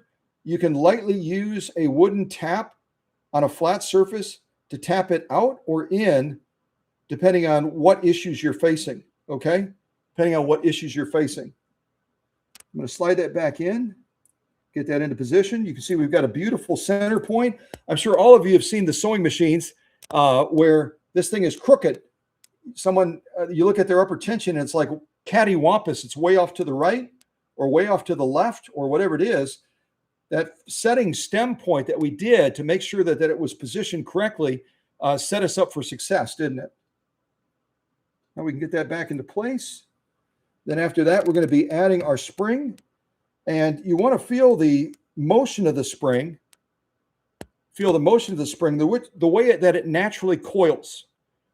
The way that these springs naturally coil is that when you put it on so that it's applying pressure evenly and it's not fighting the spring, is so that that E is going to be like this.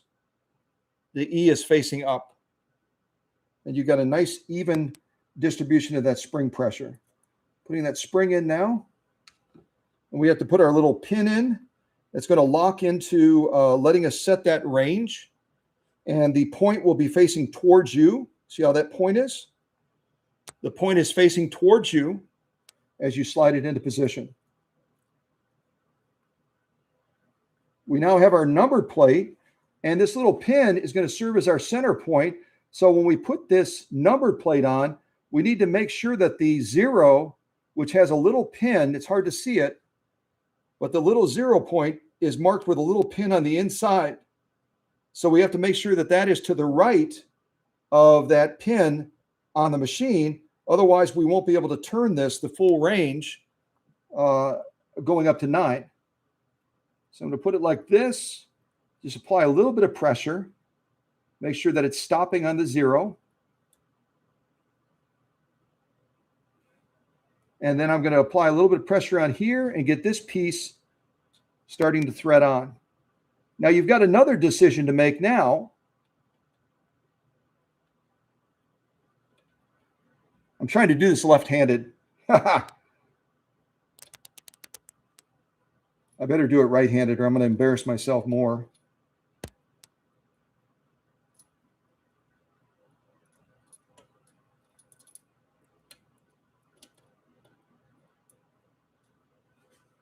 Let me rotate the machine a little bit. I'm used to doing this straight on, not crooked.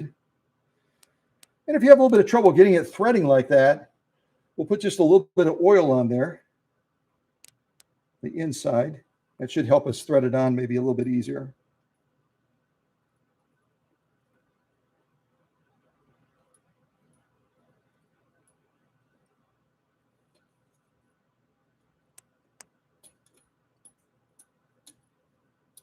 There we go. So this thing rotated again, the numbered piece. So I've got to rotate that back so that the 0 is near that center point again.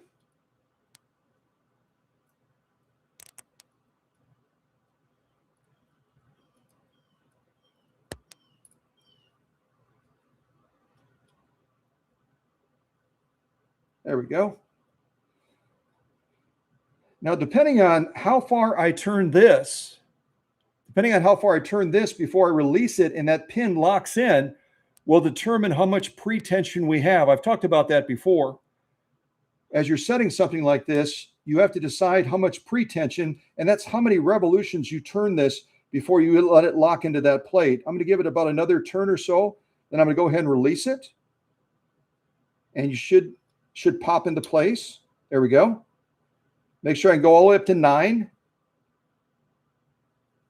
Let's say I don't think I have enough pre-tension, then I've got to push this back in again. Give this another little bit of a turn. There we go. So I could adjust this a couple more times than I would if it were a customer machine. But right now we've got this assembled properly. We've got good take-up spring movement. We've got a great center point to work with. And we've got some good pre-calibration on this spring as far as how far we're going to have to turn this to achieve the upper tension that we want. Okay? And we can also set it, say, at 7. We'll make sure our pin release is working correctly. And it is. You can see this moving.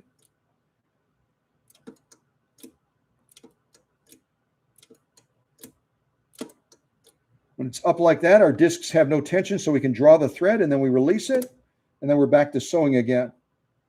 So, yeah. So if you get done assembling one of these and you go to sew with it, and you're like, oh my gosh, to get the lock stitching that I want, I've got to be all the way up on 8 or whatever it is.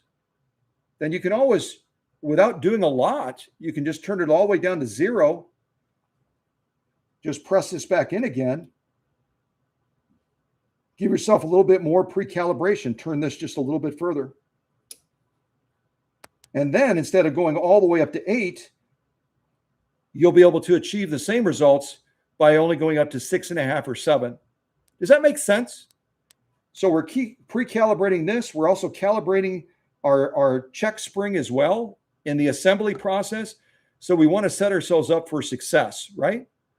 Yeah, I hope you enjoyed that. That's just a quick little block of instruction on servicing, calibrating, blah, blah, blah, blah, blah, blah, blah, the upper tension on a Featherweight 221 Centennial model.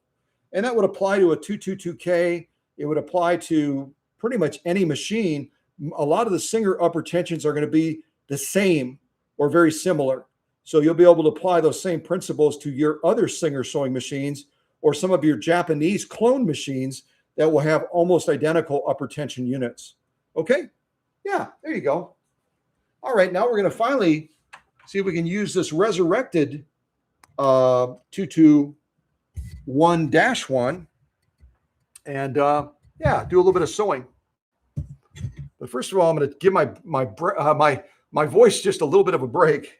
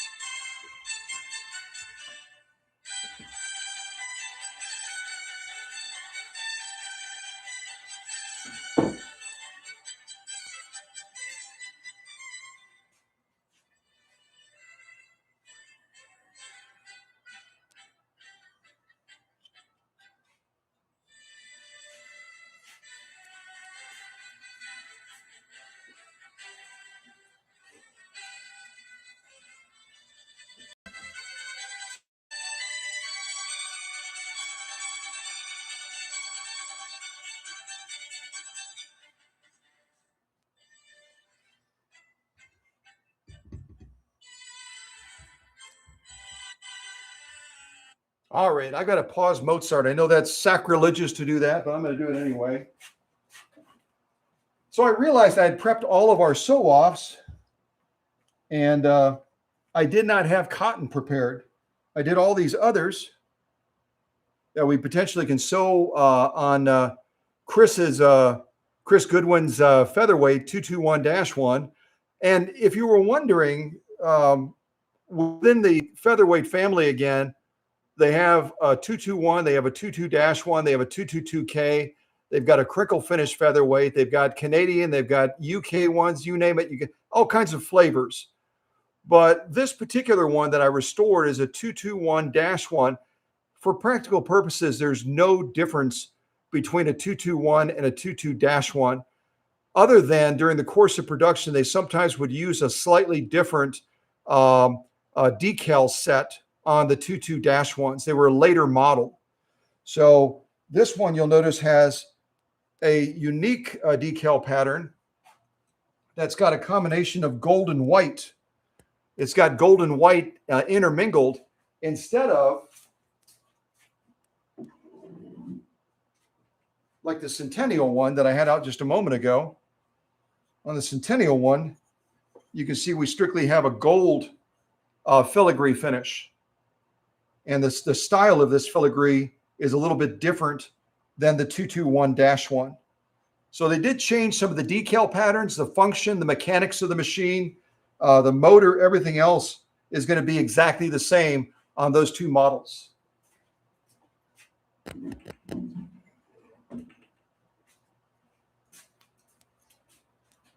All right. I think I used both of these for cleaning. I better, yeah, let me set that to the side. So let's see if we can put this little Princess of Singers to work. I know we've been running about an hour and 59 minutes, almost 2 hours. But I hope you found that block of instruction I did on surfacing the upper tension for the featherweight is going to be helpful for you.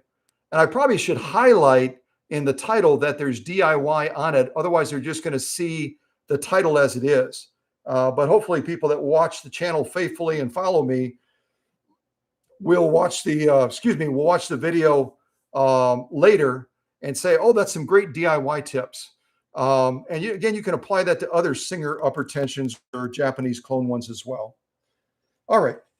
So let's see if we can sew off on this cotton that I just put in. It's 2 layers of cotton with a stiffener. And I've got the upper tension right now set at the longest setting, which is going to get us around 6 to 7 stitches per inch. We could go all the way down to 30. What else can I show you about this little featherweight? There's our badge mark right there. You can see our primary badge mark. And then we've got a sub nameplate here from the class or the model of the machine. The class of the machine being a 221. And they added this plate. Does anyone remember what year they started adding these plates? They always had the primary one, but then they added this sub plate that gave the class of the machine in a certain year that Singer was making machines. What year was that? Does anyone remember? What year did they start adding that subplate? What year was that subplate added to define what class the machine was? All right, while you're deciding that, I'm going to go ahead and sew down. All right. And I've got the light off right now. I've got an LED light in here, but you can see how it kind of distorts things a little bit. So I'm going to leave that off.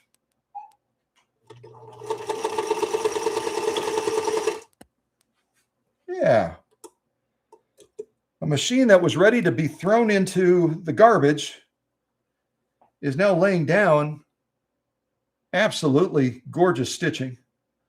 And it looks like we've got good calibration as well on this upper tension. We're getting a real good balance, a real nice balance between the lock stitch and the top stitch. So we've done a good job of calibrating this upper tension just as we did on that Centennial machine that we did the DIY service on. Yeah, some beautiful stitching. We'll take a look at that a little bit closer. There's our top stitching.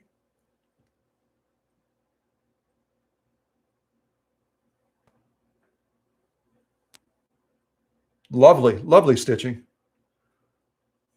Our lock stitching.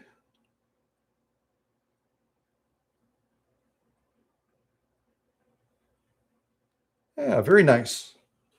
Now we're going to go ahead and adjust our stitch length down to probably around 12 stitches per inch, somewhere in there, 12 to 15 stitches per inch. So I'm just going to adjust our stitch length right here. I'll move that up just, generally. Yeah, right about there maybe. And you could screw this in to lock it in place. I usually don't.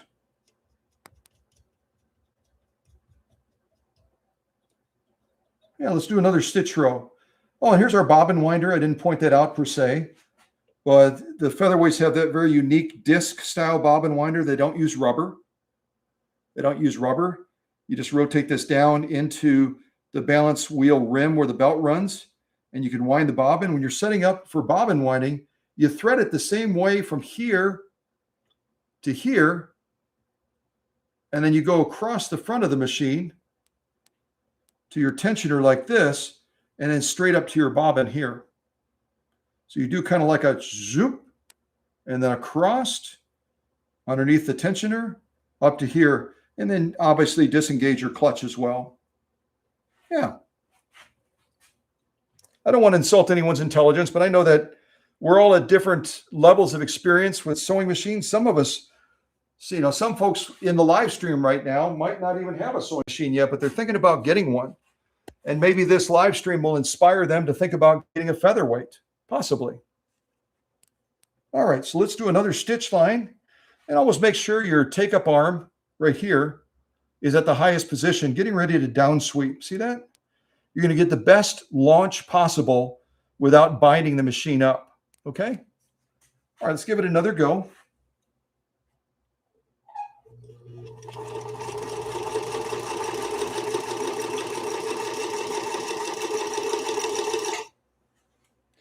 I always have trouble with my size 13 shoes on this little button that is on the Bakelite foot controller for these featherweights, and certainly used by other Singer machines as well.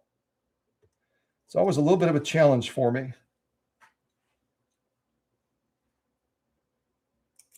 So remember that video you saw of this machine caked in rust and mold, totally frozen up, and now this little girl, this little princess of singers, is having a chance to show that she still got it, right?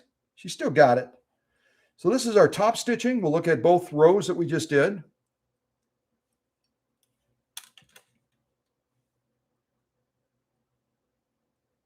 Eventually, when the camera says, yeah, I'm ready to focus now.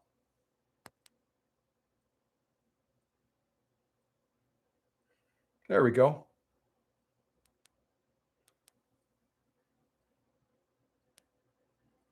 Lovely, lovely stitching.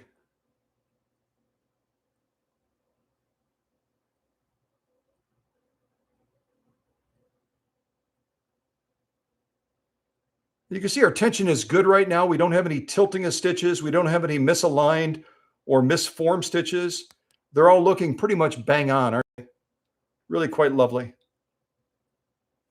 Oh, lock stitching. Yeah, very, very nice also. Very, very nice lock stitching. So that means our upper tension is doing the right thing. We look at the top stitching. We know that our bobbin case down below is doing the right thing, because our bobbin case is going to pull down to define the top stitching. Our upper tension that we did the calibration of in the DIY thing is going to control the lock stitching, right? They're in a tug of war going back and forth all the time like this, trying to become friends, right? Trying to become friends.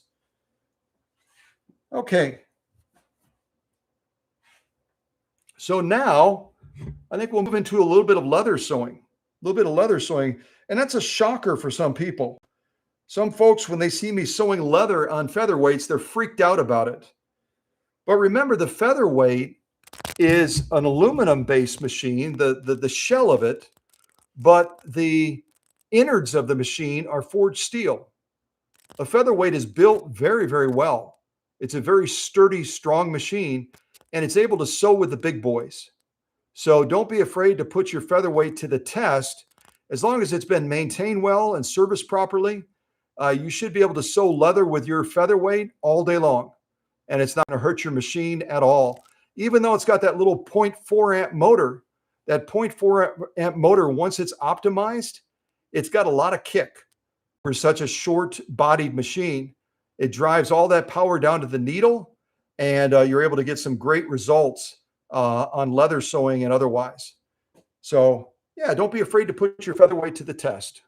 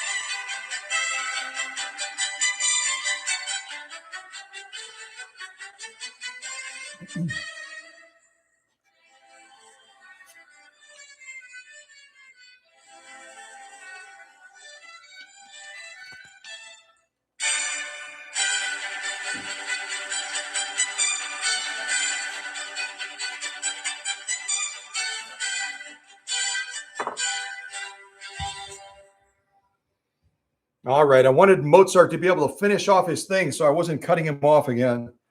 So what I am underneath the pressure foot right now is a unique type of leather. It's called protected full grain leather. And Donald Trump is obviously in the news a lot these days. And so are a lot of the other real wealthy people. They buzz around on their Lear jets, don't they? They don't fly commercial like all the rest of us. They jump onto their little Lear jet.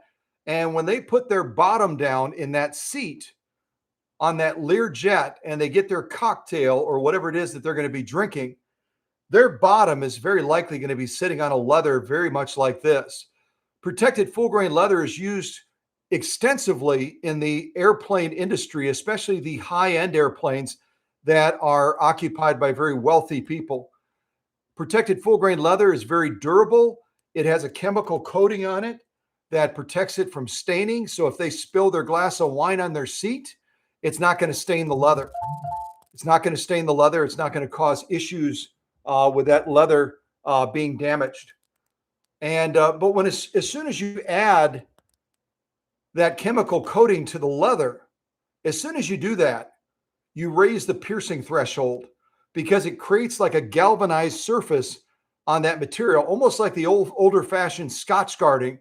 Many of you probably growing up, or maybe even now, have a couch or a chair that was Scotch guarded. They spray a chemical on it to protect it and to keep it clean and to keep it from getting stained.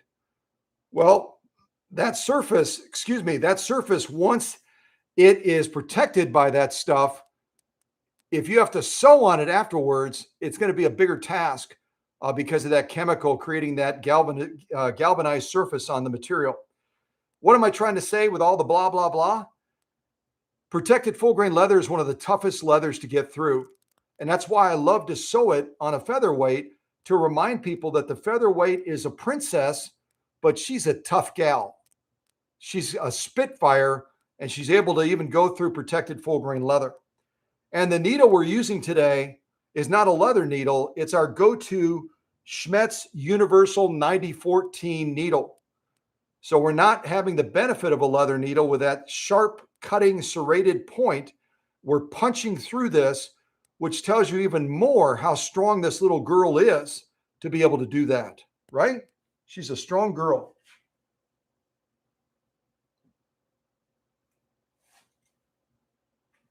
All right, let's give this a go. I'm going to see if I can get my big old clodhopper on top of that little button. And we'll see if we can mow down this protected full grain leather. All right, here we go.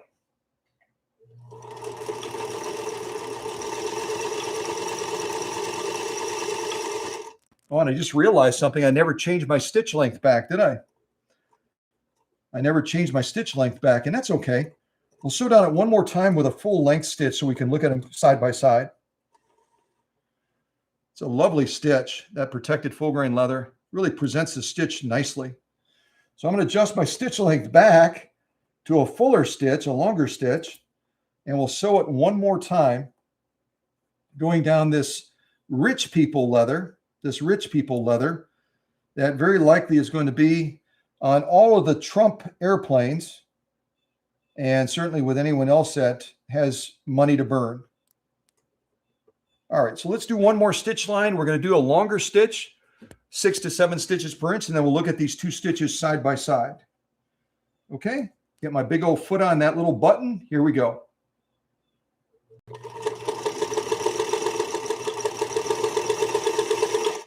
There we go. So that's fun. We can look at the contrast of these two stitches, kind of check them out and see what we think.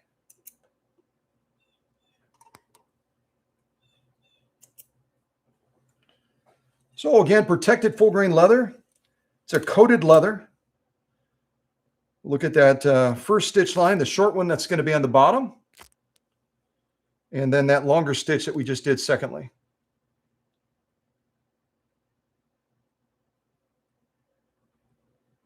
That's some gorgeous stitching, y'all. Some very, very nice stitching.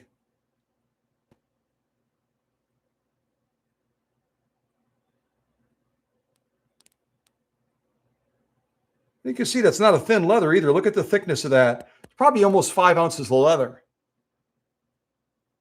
And this little featherweight just sewed it like it was nothing at all. There's our top stitching. Here's our lock stitching on the back now. Kind of look at that as well.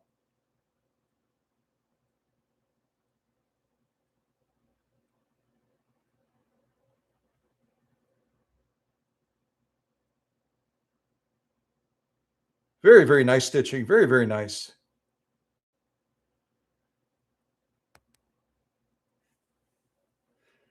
So protected full grain leather, if you've never tried sewing on it before, pick some up, order it online or whatever, and then you can try your featherweight against something like this and see how it does. It may bog down. I wouldn't be surprised if it does. Without a machine being optimized in the workshop, it doesn't have the full benefit of that power. And it won't be able to get through this as easily as you saw Chris's featherweight do. So I'm going to set this protected full grain leather to the side, and we'll get ready for our next sew off.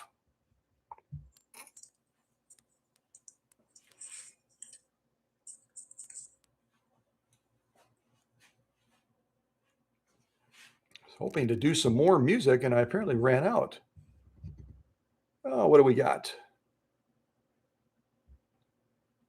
A little bit of Italian music.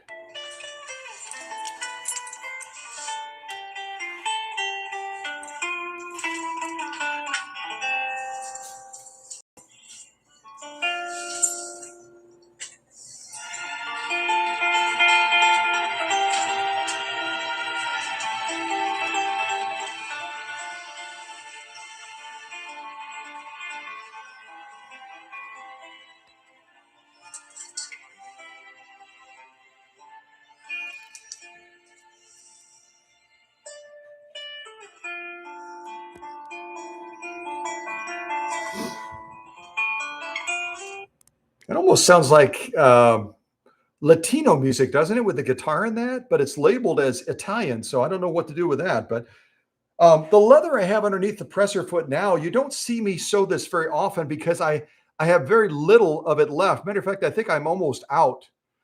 So any of you that follow this channel from Alaska and you have access to elk hide, because of all the elk that are up in the Canadian region in that, if you decide to mail me some elk hide, I would be very grateful because I don't have very much of it left. I only have a couple little pieces like this. But I wanted to show the elk hide as well because it's got one of the toughest hides of any animal that that you could possibly sew on.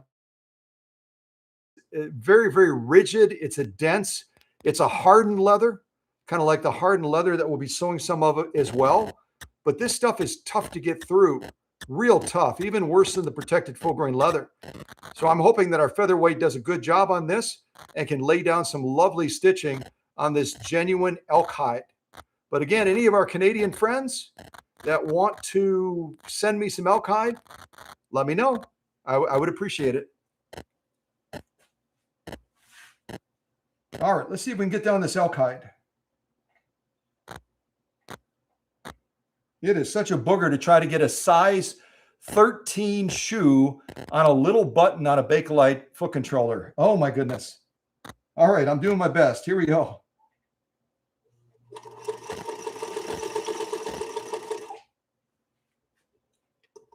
All right, let's rotate that. There we go.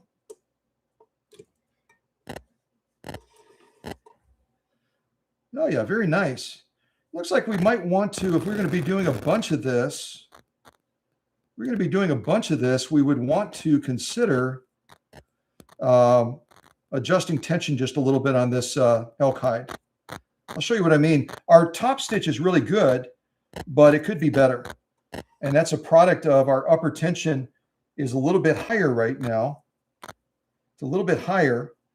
And I don't know if I'm looking at it again now. It's pretty doggone good, actually. Pretty doggone good. So this is our genuine elk hide, probably about 3 to 4 ounces of leather. If you look at it from the side, but again, because it's a hardened leather, it's very, very difficult to get through this stuff. This is our top stitching. Take a look at that first. And again, we're not using a leather needle. We're using a Schmetz universal needle, but laying down some absolutely drop dead gorgeous stitches. I don't know that it can get much better than that. Those are absolutely lovely stitches. Let's turn it over and look at that. Look at the thickness again. Probably about 3 to 4 ounces of leather. Our lock stitching.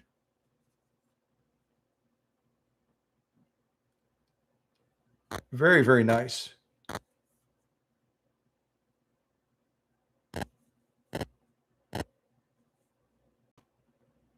Very, very nice. So elk hide is one of those unique leathers that most people have never had a chance to sew.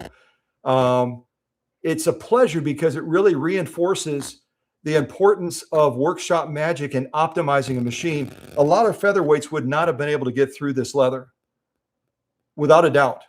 So when you optimize a machine with workshop magic, you're able to not only get through it, but lay down stitching that is absolutely drop dead gorgeous. Absolutely drop dead gorgeous. All right, another little break for me to rest my voice, and then we're going to keep on moving forward with our sew-offs on this 221-1 from, I believe it was 1956. Someone had looked it up, 1956.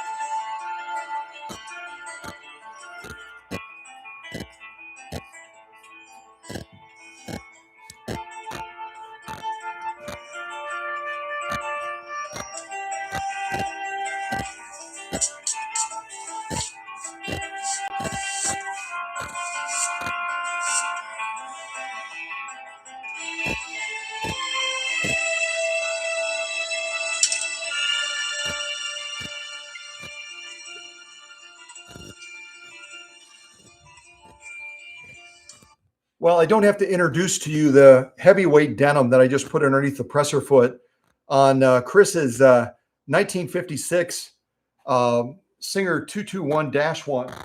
But what you might not have noticed right away is that I folded it twice. We started with 2 layers, we went up to 4, and now I'm at 6 layers of heavy grade denim. Almost for any sewing machine, 6 layers of heavy grade denim is a serious sew off. It truly is. So we're going to be putting this Princess of Singers to work and seeing if she can go through and lay down some lovely stitching on 6 layers of heavy grade denim. And I need some music to inspire me and also to inspire this little girl that has gone through so much. Imagine sitting, all of us, if we're out in the summer and we're working hard and we've gotten all sweated up. We want to get in there and take a hot shower and get cleaned up, and it just makes us feel new again, doesn't it? Imagine her sitting with that thick layer of rust and mold in that damp, dark space for so many years, and now having a chance to step out and say, I'm born again. I'm ready to do this. That's just cool beyond cool is what that is.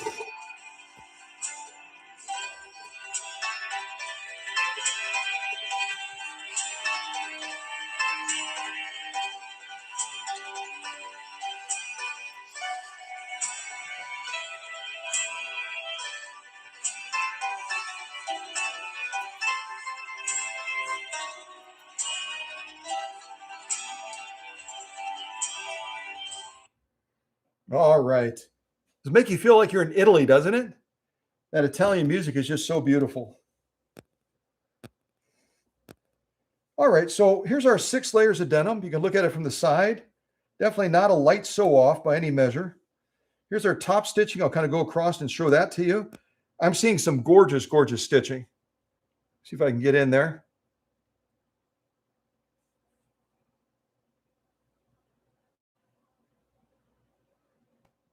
Wow.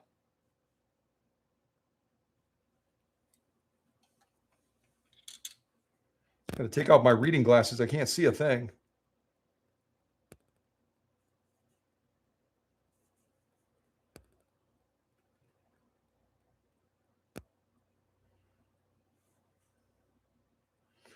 Very, very nice stitching. So this is our 6 layers of denim. Let's see how we did on the lock stitching. Let's see how that upper tension did. Absolutely spot on. You get this lined up and see if our camera will focus on it.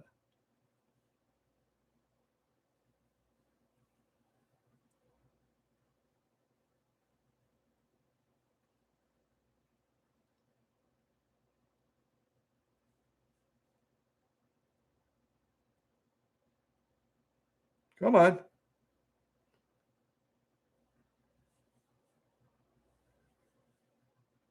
So some beautiful lock stitching, some beautiful top stitching as well on this Singer 221-1 from 1956. And again, 6 layers of denim. So don't treat your Princess of Singers like she's a sissy. She's a tough gal. And she can sew with the big boys, whether it's denim or leather or anything else. She's able to get the job done. All right. So I think we'll do a couple more sew-offs, and then we're going to wrap this live stream up pretty quick. I think we've really run this girl through the paces, and we've covered a lot of stuff in this live stream, including the DIY section as well, which I hope all of you found helpful, and others that watch this later as a video will find that helpful in knowing how to clean and calibrate and set up their upper tension for success. But I'll put a little bit of Italian music on, drink a little bit more tea, and then we'll continue forward on finishing off the rest of the sew-offs.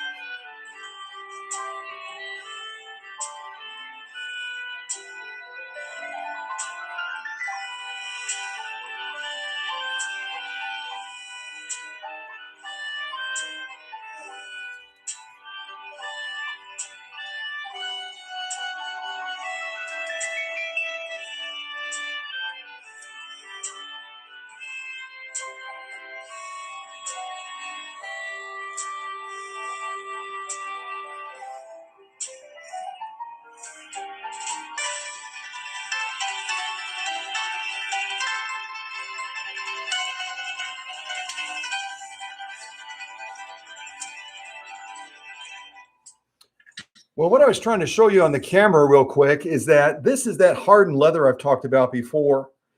This is the stuff they use in equestrian circles with horses. It's what they make the reins and the harnesses, all the other leather goods that are associated with horses. And Teresa and Tim have a lovely horse. I think I mentioned that before. So they know what I'm talking about. This is the thick of the thick, the heaviest of the leather you can possibly try to sew with any sewing machine. One layer of it is enough to make most machines stop in their tracks. We're going to try to go through 2 layers of this hardened leather with this Princess of Singers and see if she can get the job done. Now, the only thing we're going to face is we're going to face a feed factor, right? We're trying to move 2 heavy leather pieces across the feed dogs underneath the presser foot, and we don't have the benefit of a roller foot or a walking foot. We've got the good old standard presser foot attachment that the Featherweight comes with, and that's it. So we might see a little bit of a shortened stitch, even though we have it on the longest setting. That's a feed factor. And I'm going to bump the pressure foot pressure up just a little bit higher to see if we can reduce that a little bit. But it's going to happen with this much leather, this density of leather, and moving two pieces evenly across those feed dogs.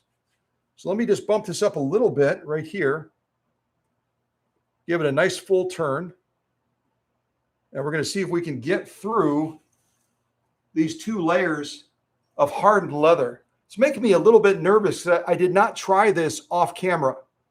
So I'm hoping that I'm not setting myself up for a disappointment. If a featherweight can't sew this, it wouldn't shock me, but this is not an ordinary featherweight. This one has come from the ashes like a phoenix after being utterly destroyed by rust and mold and neglect. And I think we're going to get it done. I think we will. But I need some dance music or something to get this done. Hold on a second. I think I need some dance music.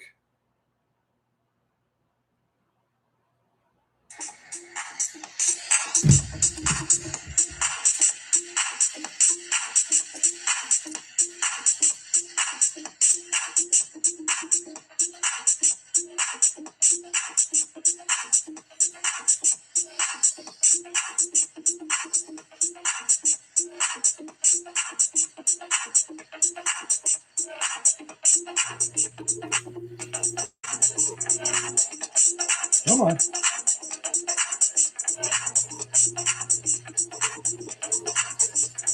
Come on, girl, you can do it.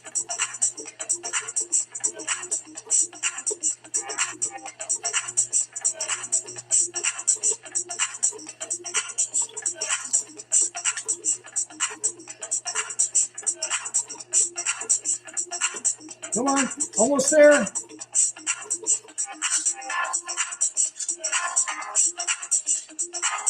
That was a tough sew off.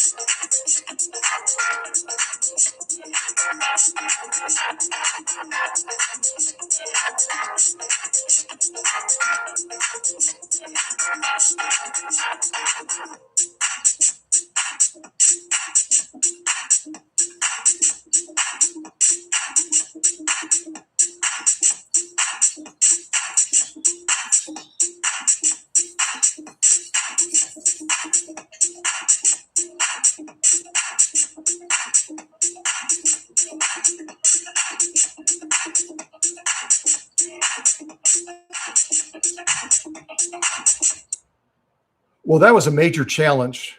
And you could tell that she was struggling with that little 0.4 amp motor, trying to get through this much leather, but she squeaked it out somehow.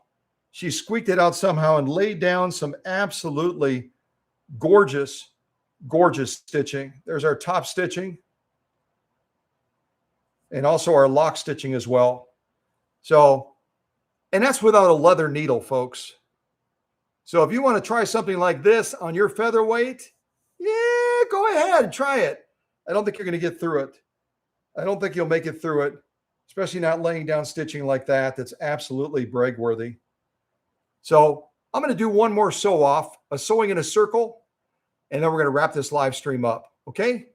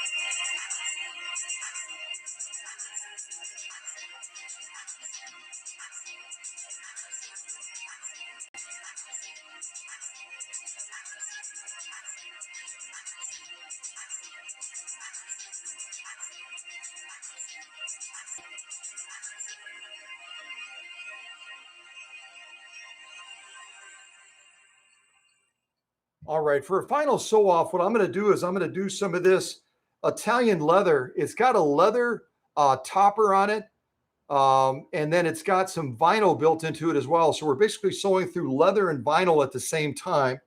It's a tough material to get through. Vinyl is a very, very high piercing threshold material. Along with the leather, it really, really will put a machine to the test. So I think this is a great way to wrap up this live stream with this featherweight that has survived near death and destruction and is now ready to go back to Illinois and do some magic in projects with Chris Goodwin and her family.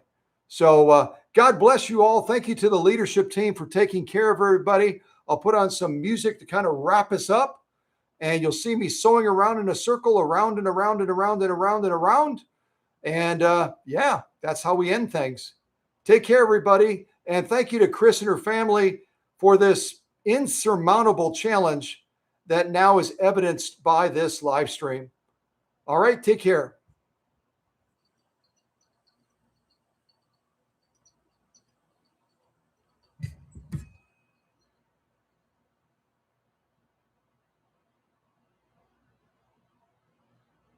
Oh, heck, I'll put on polka music. Why not? Polka music.